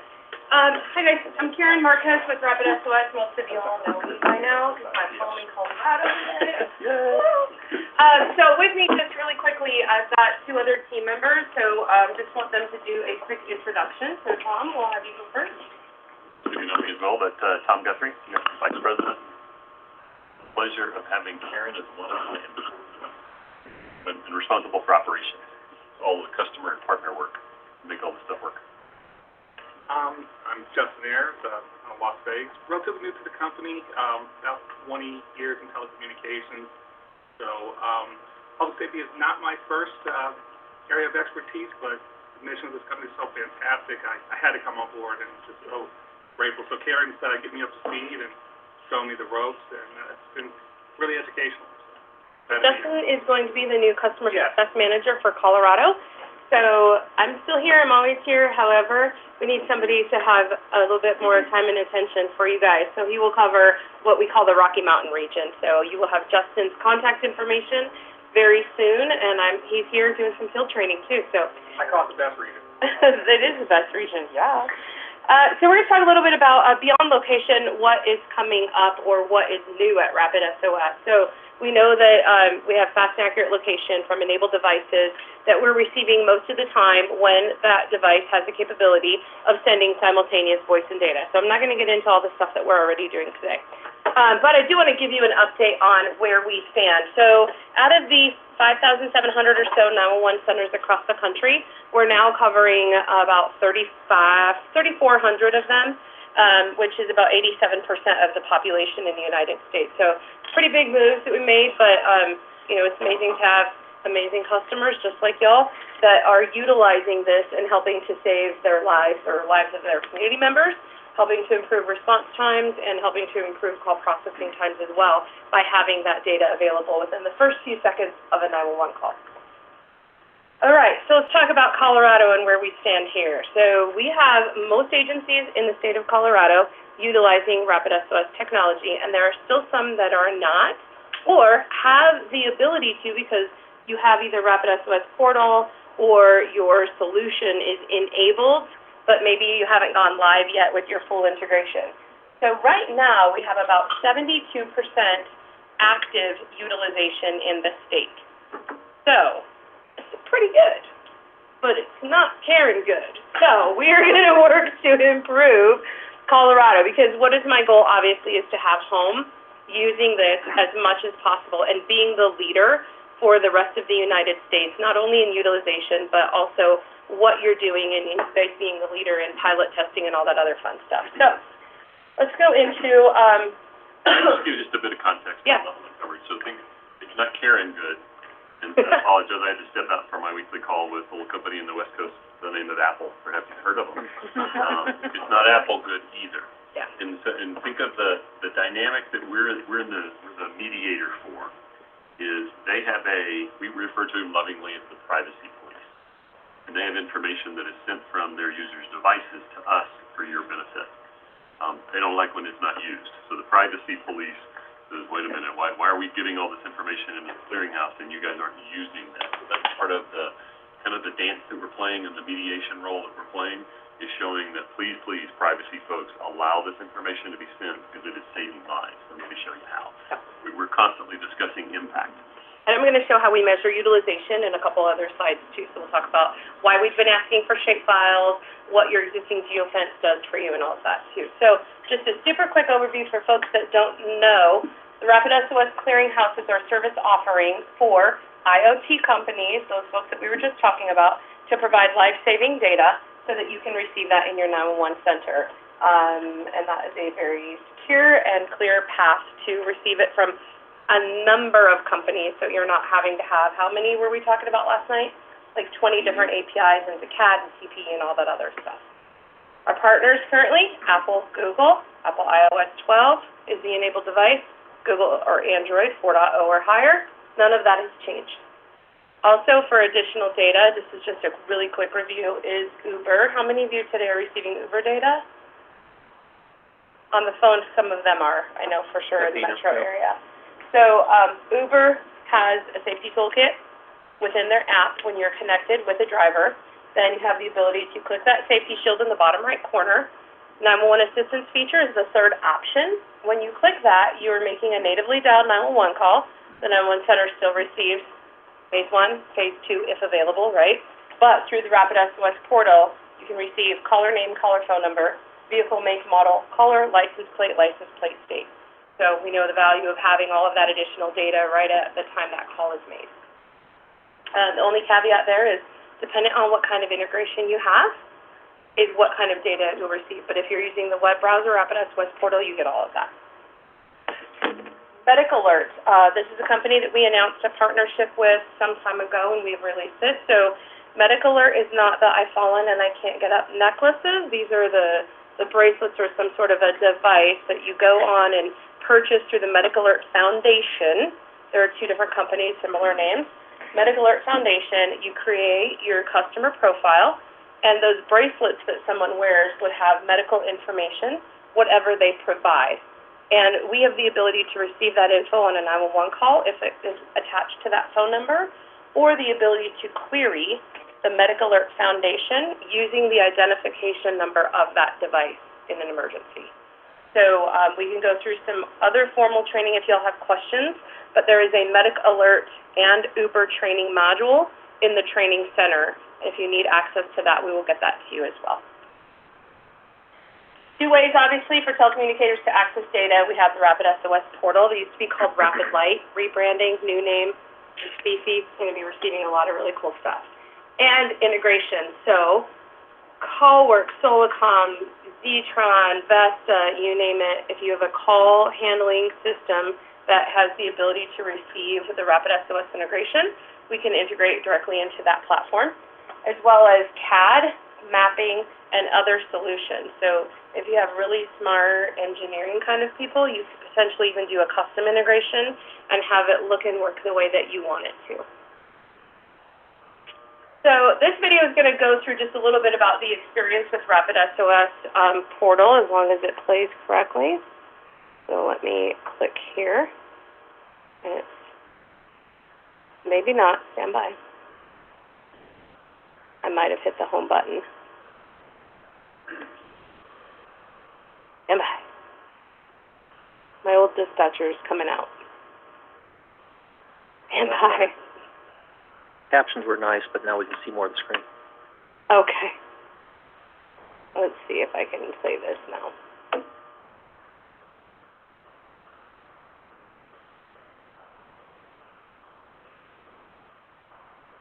Sorry about that. Okay. Now when we play this is just going to walk you through the experience of the Rapid SOS portal. When you query that 10-digit number, here's what happens. This is an example of someone that's riding a train making a 911 test call. The green map pin is the current location. The red map pins are the historic location. So as the train is moving, we're receiving updated location information. This is an example of a test call on a lake, and somebody's, maybe sitting in a little canoe or hanging onto it because they fell out of it. So we see a little bit of a slower drifting type of an update. So for any of you that have bodies of water, we have lots of rivers running through us, right? So that if somebody has an emergency and is able to make that 911 call, we will get that updated location information. And we've had quite a few saves on bodies of water.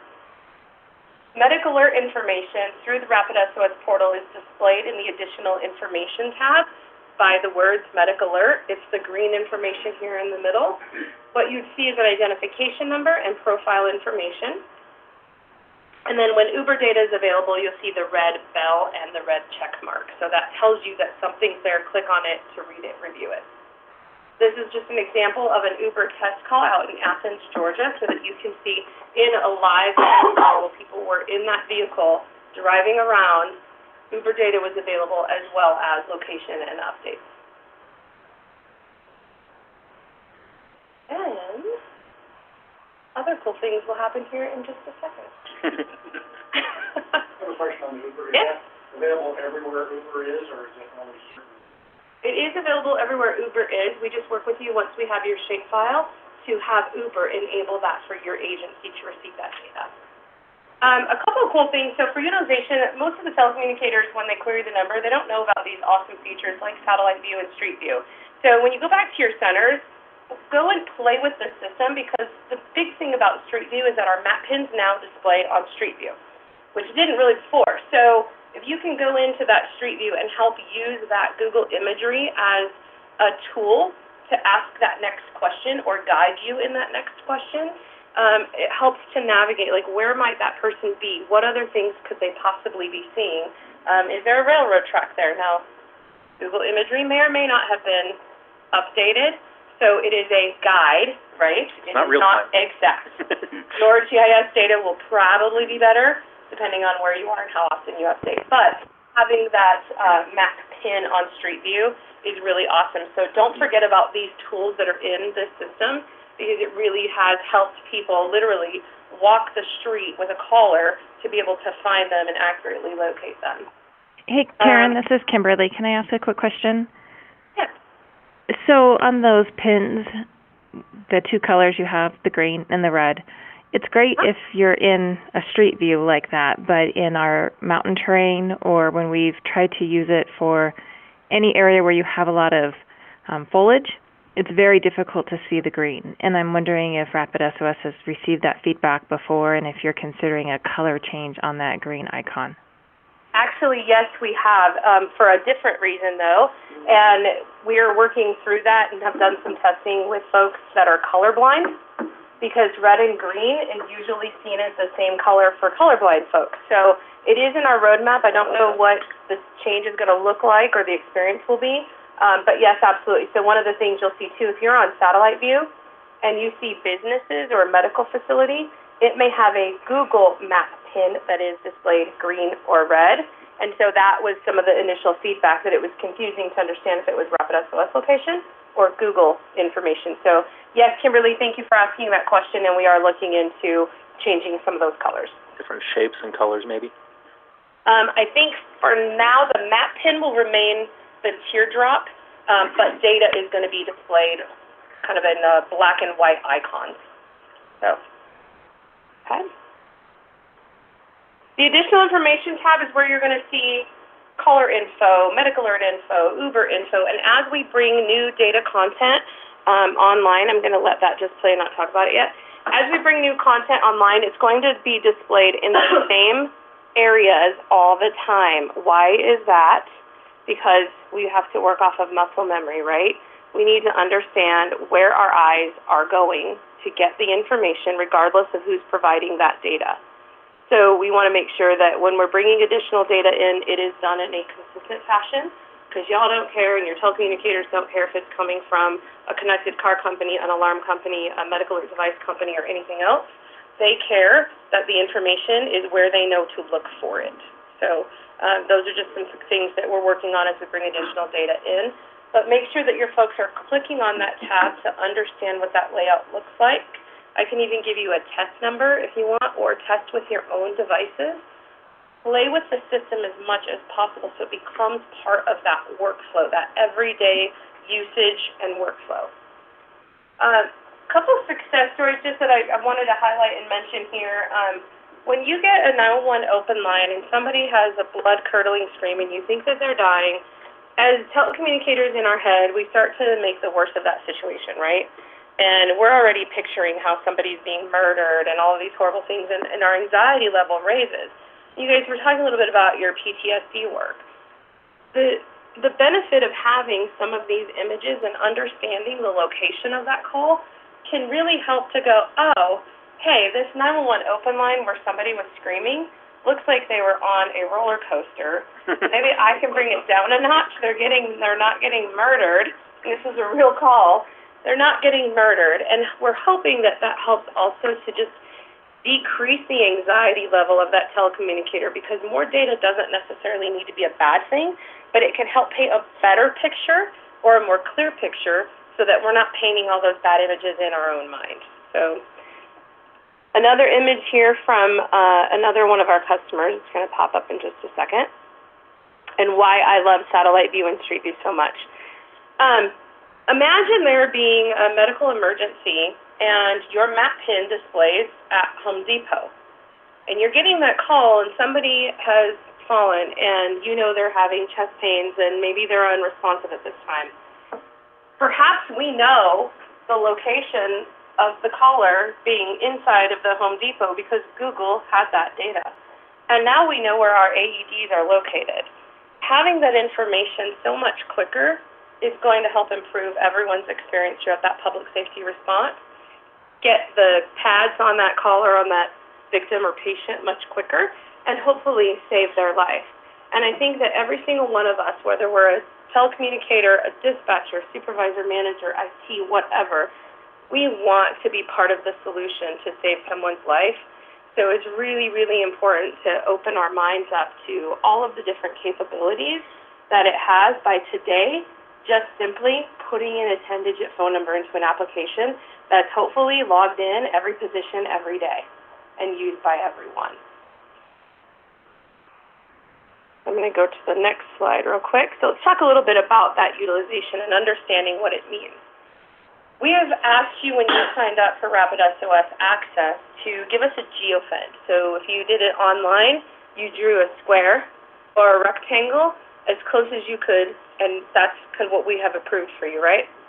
And so as we start looking at how many pieces of data or payloads are being delivered to your geofence, in a rectangle, so I brought up the old city of Federal Heights where I first dispatched, in a rectangular geofence that encompasses that entire shapefile, we're impacted by calls that are being routed to the city of Thornton, to Westminster, to Adams County, unincorporated Adams County, here. So why we are asking for that shapefile is to help us understand the calls that are actually being delivered to you and how many times you're requesting that data, either through Rapid SOS Portal or your integrated solution, so we could look at your utilization and help you with whatever we need to, whether it's training, whether it is putting a policy together or best practices, tips and tricks, so that you are querying as often as possible for calls that are coming into your jurisdictional boundary, and we can discount the calls that are actually routed to your neighboring jurisdictions. Okay? So that's how we look at utilization today, why we've initially asked for your agency jurisdictional boundary shapefiles. But those can be used for the next thing that's coming. Oh, yeah. Did KFC and Chick-fil-A pay you guys to put the logos on there? That was on the Google Map. Oh, okay. Yeah. So, yeah, they probably paid Two Google. chicken competitors, but yeah. See Popeyes in there. No, they did not. But we also have good old, Hampton Inn and Quality Inn. So those are not our sponsors, by the way.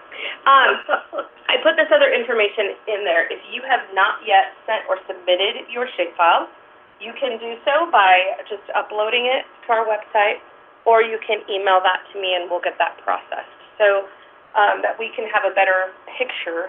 Otherwise, you're probably going to get an email if you have low utilization saying, hey, agency, we've noticed that you're not really using your Rapid SOS information, and there's a lot of data that you're missing out on. What can we do to help you? Our goal is for you to have good utilization, and we want to give you the tools to do that. So a serious question now. Are you guys edge mapping those shape files, or is it okay if there's overlap or gaps between PSAPs that give you the shape files?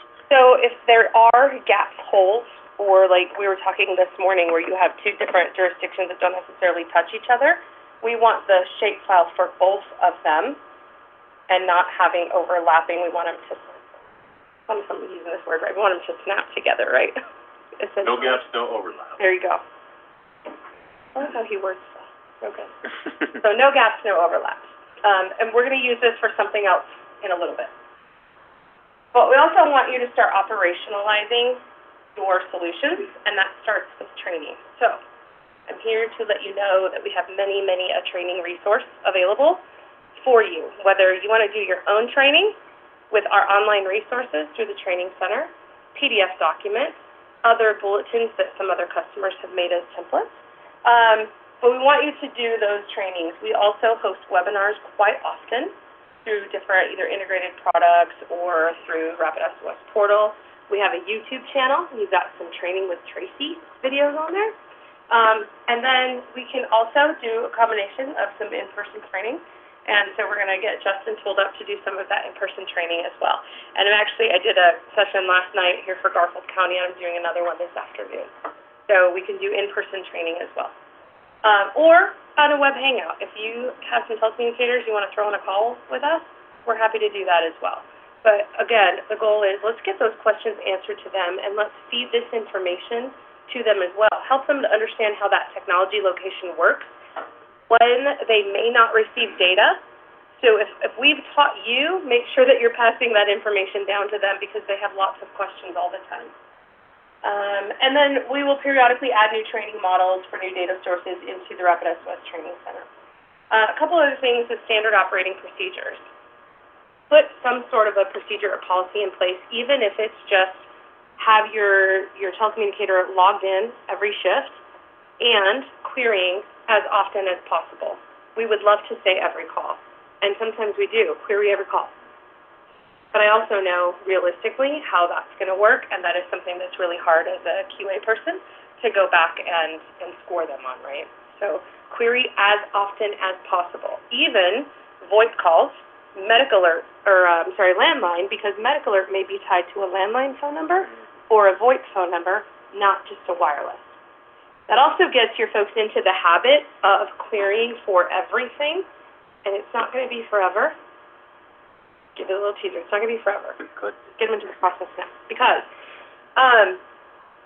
as we work with new providers, and we did an announcement on a pilot with Shelby County and a company called 911 Secure, where the VoIP phones in an office, a medical facility, a school, could send building location through the clearinghouse on a VoIP call. So it is not just wireless anymore. And also some of the other things, as Tom was mentioning and alluding to, sensors that are going to be able to make a request for emergency service on behalf of someone that is unable to speak. Or something. Perhaps it's a house that's on fire and nobody knows about it, but there's a sensor that can tell you there's smoke and flames, heat's increasing, those kind of things. And also documentation for CAD, because if we didn't document it, it didn't happen, right? Okay, so quality assurance. We want to make sure that folks, as often as possible, and these are just reminders, you guys know what you're doing. However, sometimes we just need to say it again and say, oh yeah, I haven't put my QA policy in place yet, or I haven't updated my QA form to include Rapid SOS usage on location and data. So before I actually play this slide here, today we're in a world of, and it might not work because of the folks online and I have to mute or it will echo. Because we're in a world of having to be logged into so many different applications all the time, dispatch is 24/7. Everything gets dumped on dispatch, right? And that's the feeling that every telecommunicator has. And things that we've heard too is, oh God, like give me Rapid SOS, this is just something else that I have to go and log into. But this something else is going to make a difference. This something else is making a difference across the country every day. We're receiving success stories all the time of somebody whose life was saved because a telecommunicator logged in. Because a telecommunicator maybe didn't log in but said, hey partner, let's do some teamwork. Can you query that phone number for me? And that's what happened in this case here. So I'm going to try to play this before we show you what's coming next. But if it doesn't work, then I will just send it out and we'll go from there. Okay, so maybe, are you muted on your computer? Okay, let's try this.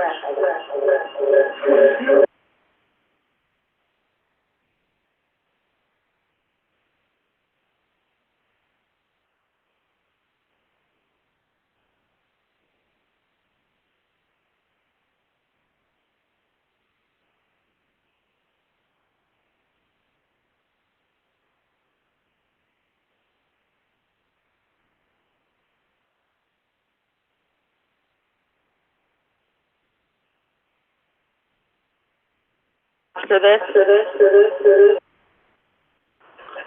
Because nobody wants to hear that.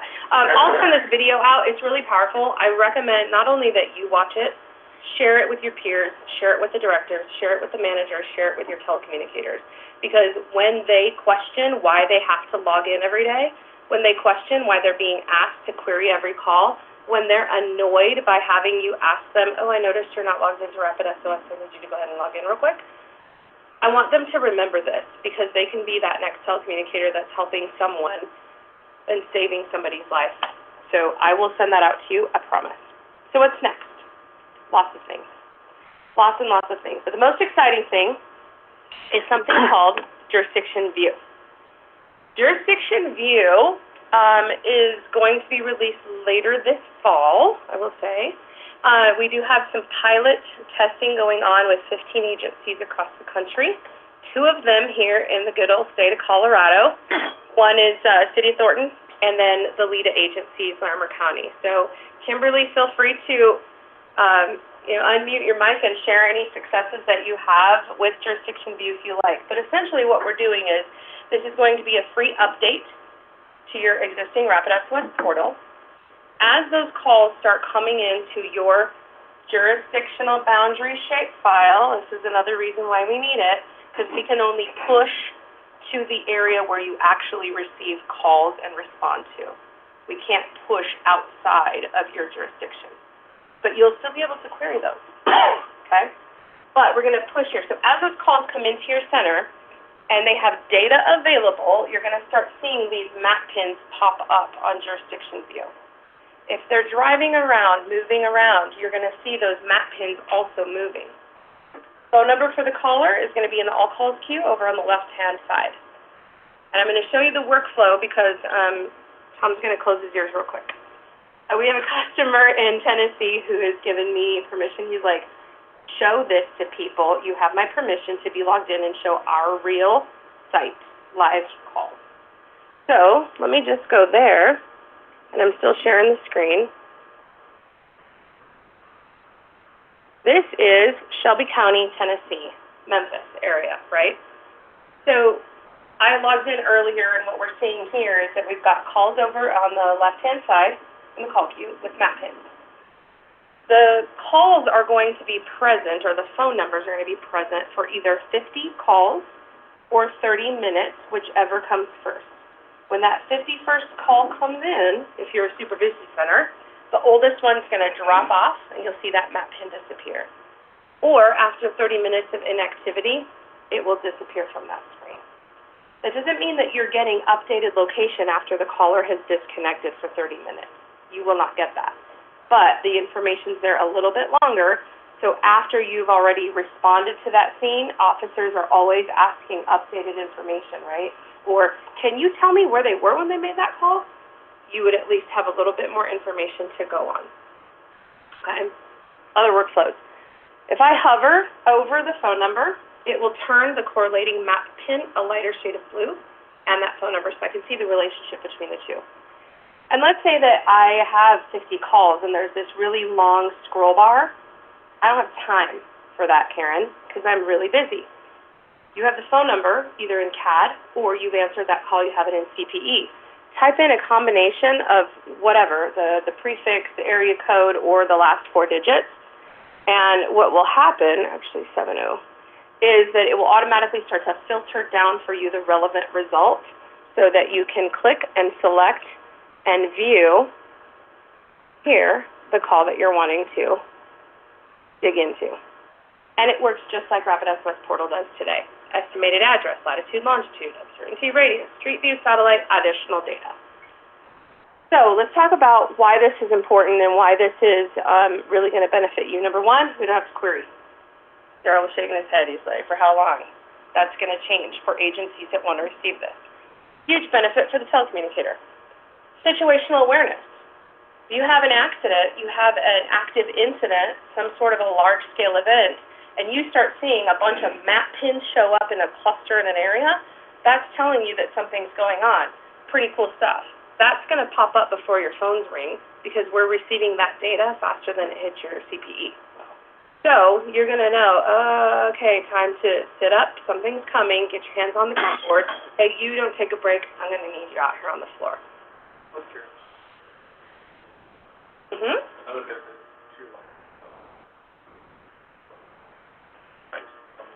Yes. Mm-hmm. You can bet. 100%, yep. That one's, yeah. So, something else you guys were talking about earlier, we have 911 outages. It happens, right? Today, in the PSAP, what do we understand? Oh, phones aren't ringing. It's time to order food, play a game, it's quiet. But it's really not. People are trying to call in, and we don't have visibility into who's trying to access 911. From those enabled devices, if data is available, those calls are still going to plot because it's coming in through a different mechanism. So now you'll have visibility into at least those callers. You'll have a phone number and location to be able to start prioritizing and triaging those calls. Let's make some callbacks. Let's see what's going on. So as you're working through the other procedures with that outage, you can start at least sending responders to these emergencies. That, I think, is amazing. Yes, Kimberly? I just wanted to jump in real quick about that situation that we talked about. Please. And I'm echoing. Yes. Mm-hmm. Let me see if I can fix that echo. Is that better? We weren't hearing that, though. Okay. So we also had a 911 call that came into our center that showed as a non-initialized phone call. So you couldn't call the caller back, but it showed up in Rapid SOS, and we were able to call the caller back. So when we reached out to the carrier to find out why was this showing as a non-initialized phone call, what we found is that it was in the carrier's network, correct, but something was going on in the process as the handoff between the carrier and CenturyLink into the 911 network that was making it be a non-initialized cell phone. So the Rapid SOS system gave us the caller's callback information, which was fantastic. And then we were able to just continue to troubleshoot with the carrier to figure out what was going on in the network relationship that was showing the path coming into 911 as being a non-initialized phone.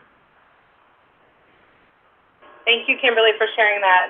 It's one of those, unintended positive consequences.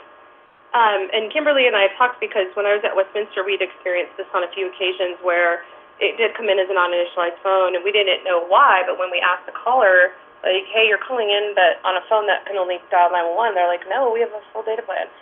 You do? Well, what's your phone number? And they would give us their 10-digit phone number, and they really had a valid plan that was paid. They had service. So we didn't understand how that whole thing happened, and Kimberly did some great research. So that is another very positive use of this solution to have as a backup as well, right? So for your priority calls that are coming in, having situational awareness, but also in the outage situations or those cases where maybe you're getting a call delivered that you can't call back, you don't have visibility to that phone number, we may have it for you. And I think that that is going to be a huge difference maker in the industry. So we had a person send an email to the foundation and was calling us to get information. We were trying to figure out they had just a data plan and a VoIP telephone service, and the VoIP provider would not handle 911 calls. And their advice was just call through the regular calling because it would connect you. They have to connect you, right, but it would appear as a non-initialized phone. Right. Yeah, that's not good. Good. Yeah. So, questions about jurisdiction review and what steps are to be taken next? I would say that. I think just as a summary too, so the reason for the terminology was, first we wanted to eliminate the need for manual queries. And so now what we're doing is we are geospatially routing and pushing this the supplementary information we have, but we can only push it within your jurisdictional boundary. We're trying to solve two problems. One is to create a jurisdiction view, overall view, so kind of for situational awareness. And a lot of the customers are putting it up on a wall within the center, so you're kind of seeing the whole picture of what's going on. Cool. Plus, each individual call taker can see the whole picture, but then also can focus in on the information for the call that they're taking. So we're trying to provide both. a broad view for the entire center of the information that we have and push that out to you so you can see its availability, and then allow each call taker to be able to access that as well. And then the edge cases, so you're going to have, again, if because of the way the call routing happens across the river, just across the boundary, something like that, you got the call, but so it's not on your map. You can still query for that information. But then the other way around, you may get a call that you go, wait a minute, that's not mine. And I need to route it, and you may have a better idea from a location of where to route that information. So trying to solve a couple of problems here. So I raised this the last time, part of it. If we could see what is outside of our shapefile, it would seem to me that would help when you got a misrouted call to identify it and get it so somebody could dispatch it more quickly. And in the Georgia case where they didn't even know where it was, that would have solved that issue. Right. If we get agreements from adjacent jurisdictions, would you show us those? Hold that thought, exactly. So we are, again, our upstream providers, the main ones that are providing location, they're saying, again, you can only push this to the jurisdiction that has the authority for it. However, to your point, if you and your neighbors agree, I'll share with each other. That's exactly one of the things we're looking at. And so we're looking at a portfolio of inter-agency comms so that you could share those locations, invoke mutual aids, and things like that as well.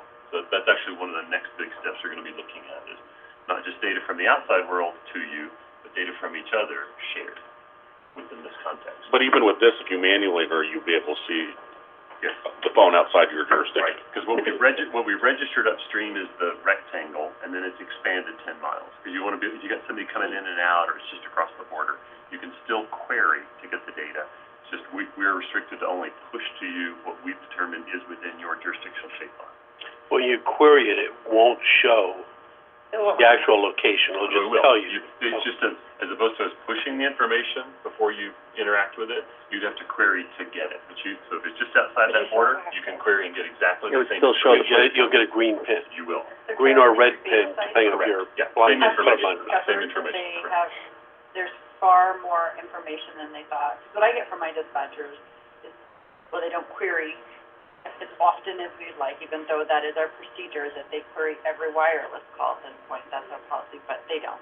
And to your point, I'd like to say I think that they'd be surprised because what I get from them is the typical, well, I don't query because I don't get anything anyway. Exactly. Right. And so by seeing, oh, actually, look at all these calls that there was supplemental location information or additional location information. Might be surprising.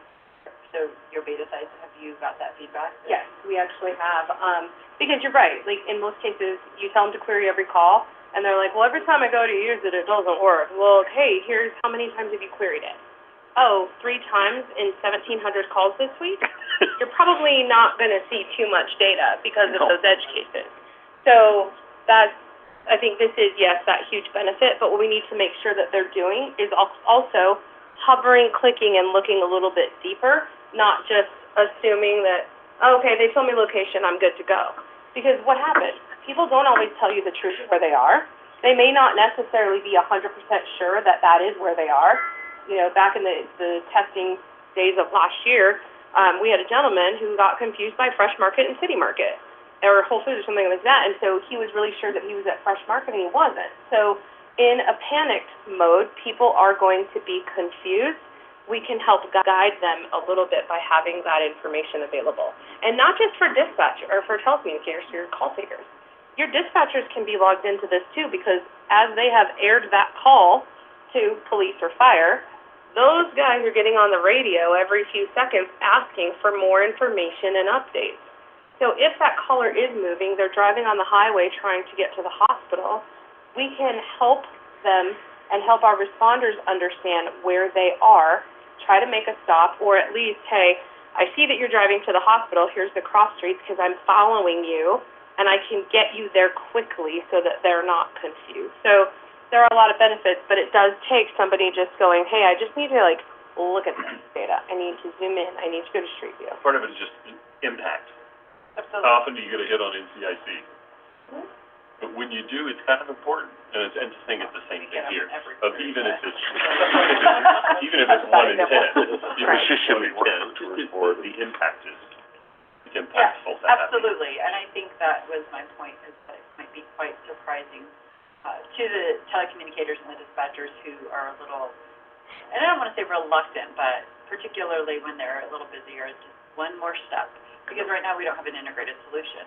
So their protocol is just query the number, and they're like, and then if it's a hang-up, I have to query it, and then I have to text them, and how do you have to do all that? And it takes time for them to build it into their workflow, but it's going to take a call for them to trust it enough to continue to get in there. We're pushing this information to there. They are going to be in it more often, and just a little bit more where I've been in some centers recently too, where it's all about placement. What monitor are they on to look at this information? Is it the 9th one that's up on the top right corner that they never look at? Or where does the dispatcher live? Right here. And what I can see on these 3 or 4 monitors that are right in front of my face, if we can make sure that if it's a web browser or whatever, is right in front of where they live, then their integration or their RapidSOS solution is going to be utilized a lot more than if it's placed on, monitor whatever. And in the future, is this integration going to be with the call handling equipment or in the CAD, or just still the initial RapidSOS? Some of our vendor partners are actually integrating what we call integrated RapidSOS portal. So their call handling system will call out to our web browser. So anytime we add new data in, you automatically receive all the new updated information instead of relying on them to update their API. Well, it'll have the push map like this? If that vendor partner has it. Depends on the vendor. We give them the option. Give them the option. They can either render the map that we have, or they could get the location and render it on theirs, and then just the additional Gotcha. data is our data portal. Yes. But more and more, think of it, location is just gold. But we're adding more and more information. VoIP, adding those both to whether it's a fixed VoIP system or the mobile carriers are working on that to get location, but also profile information. But more and more, again, when you hit a specific call, there's going to have additional mosaic of data that's going to be building up over time. That's the intent. Another conversation we were having today was about some of these things that are making requests for service, right? And so, Tom, do you want to mention just a little bit about the alerting concept? And so I wanted to let you know, first of all, about what's coming almost immediately in the future, right? And then what are we building out? What does the roadmap look like? If you are interested in switching over to jurisdiction view, we need your jurisdictional boundary shapefiles, and once we process them, I also need you to let me know what phase you want to receive that in. If you say, Karen, as soon as it's out, I want to upgrade. It's still free, and it doesn't take long. We'll work with you and say, okay, we're ready. Can you refresh your browser? You're good to go. So if you want to be in the phase 1, I need to know that, or if you want to go later this year, early next year, I just need to know what your time frame looks like so that we can put you in the pipeline and make sure that you guys get updated. So then, Tom, do you want to talk about alerting? So the thing is positioning. So first I'll need your jurisdictional boundaries so I know what you're responsible for. Step 1 through jurisdiction view is to push to you supplementary 911 call data that we have. I'm beating up one of the providers that I was just on a call with to get text. We get text from Google, but not from Apple yet. But then the next positioning after that, we're also working with upstream providers who are saying, can I just use your delivery and you push the actual request for service, the alert? So that could be whether it's a home or a vehicle or something or a person, whatever. So instead of, especially if it's on behalf, here's all the data you need to alert you that this is this needs emergency response, but it's not a call.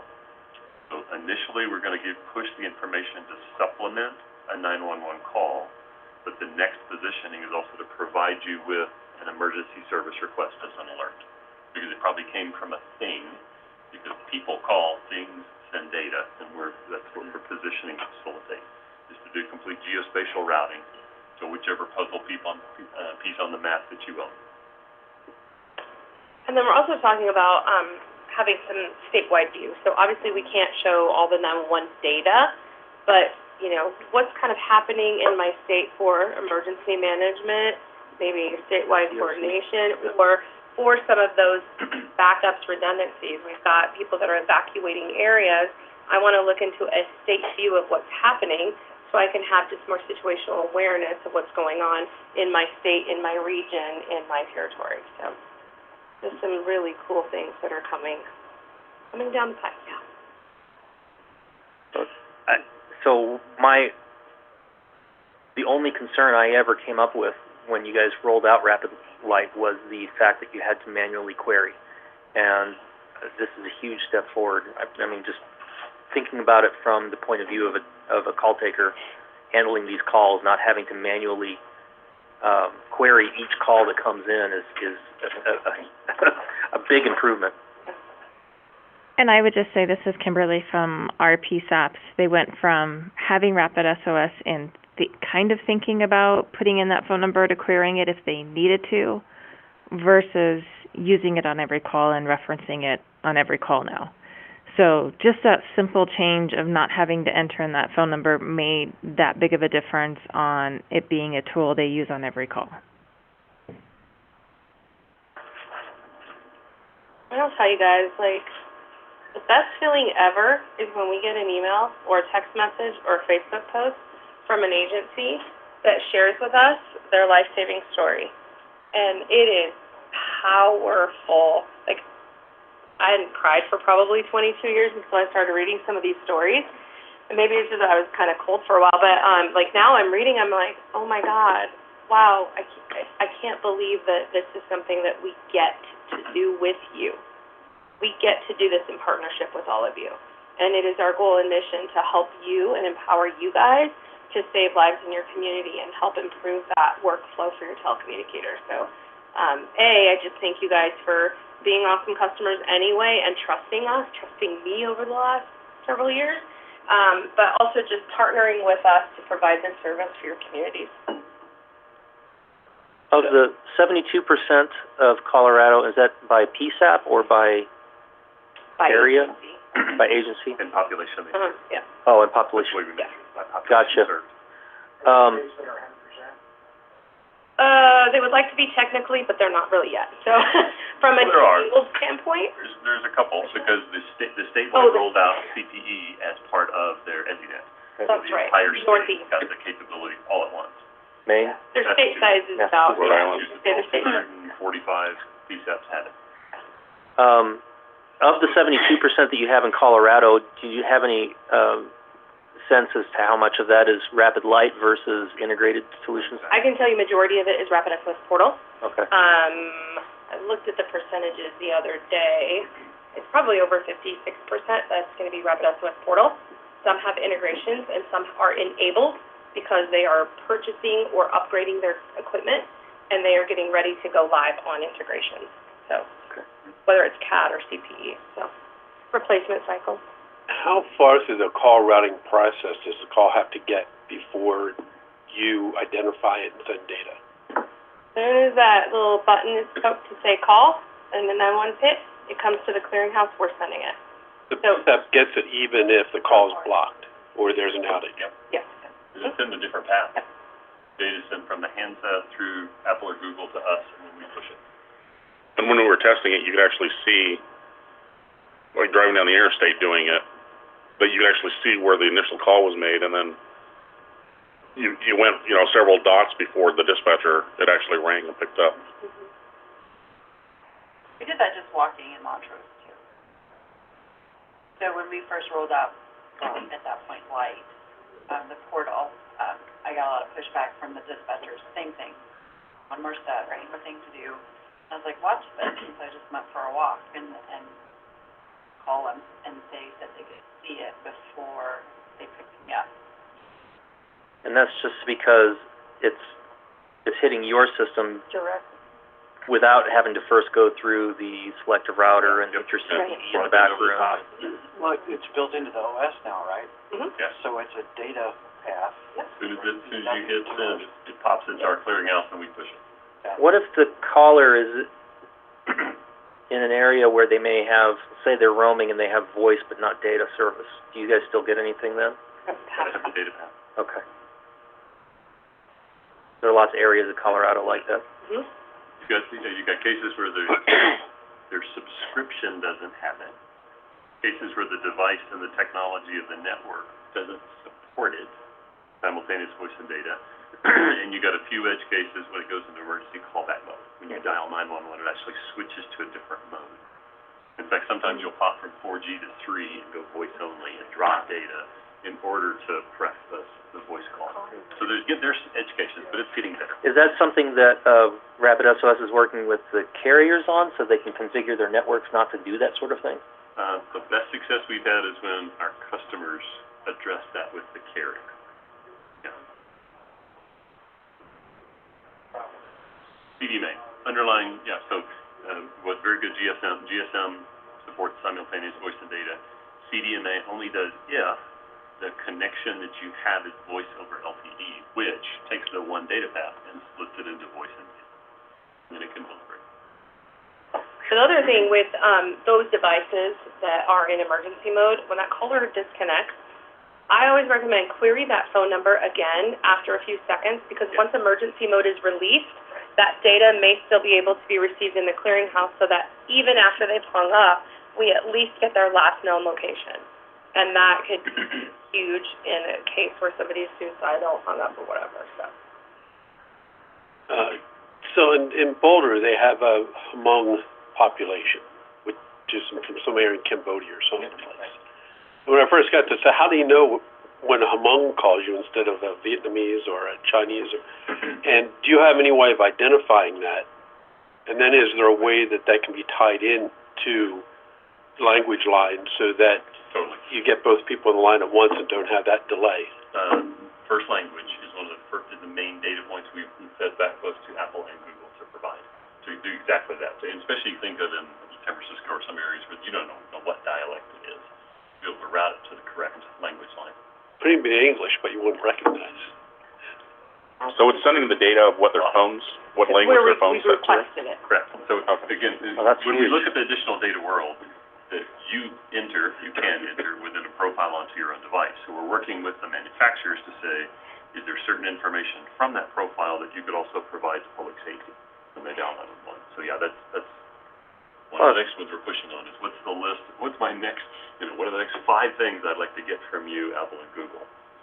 Well, I'm thinking of like Estes Park, because they get visitors from all over the world. If you go to Rocky Mountain National, you can hear every language in a day. Exactly. But then are you able to integrate that into call setup with the language line, for example? We only get it as supplemental, so we're handing it to you. We could certainly work with any of the vendors that do call taking or CAD to help integrate. So theoretically, a integrated CPE could set it up that way. We could hand the data; they would have to perform the function. Right. Yes. Interesting. Yeah, there's a lot of other capabilities. Like you were, I think it was on your agenda too, to talk about some of the other features with Google sending automated calls, right, and having it play this voice thing. And so those are other things where we can take to these partners and say, hey, great that you want to send this voice information, but nobody's going to listen to you. Nobody got time for that because I got to put that call on hold.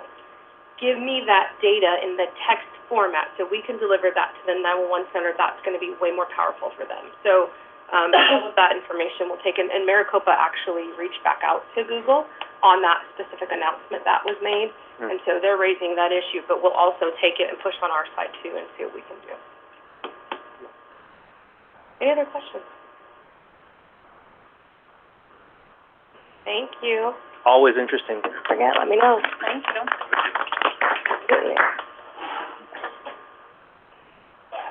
Are we done? I think we're done. Thank you, everybody. Our next meeting will be November 14th in Westminster.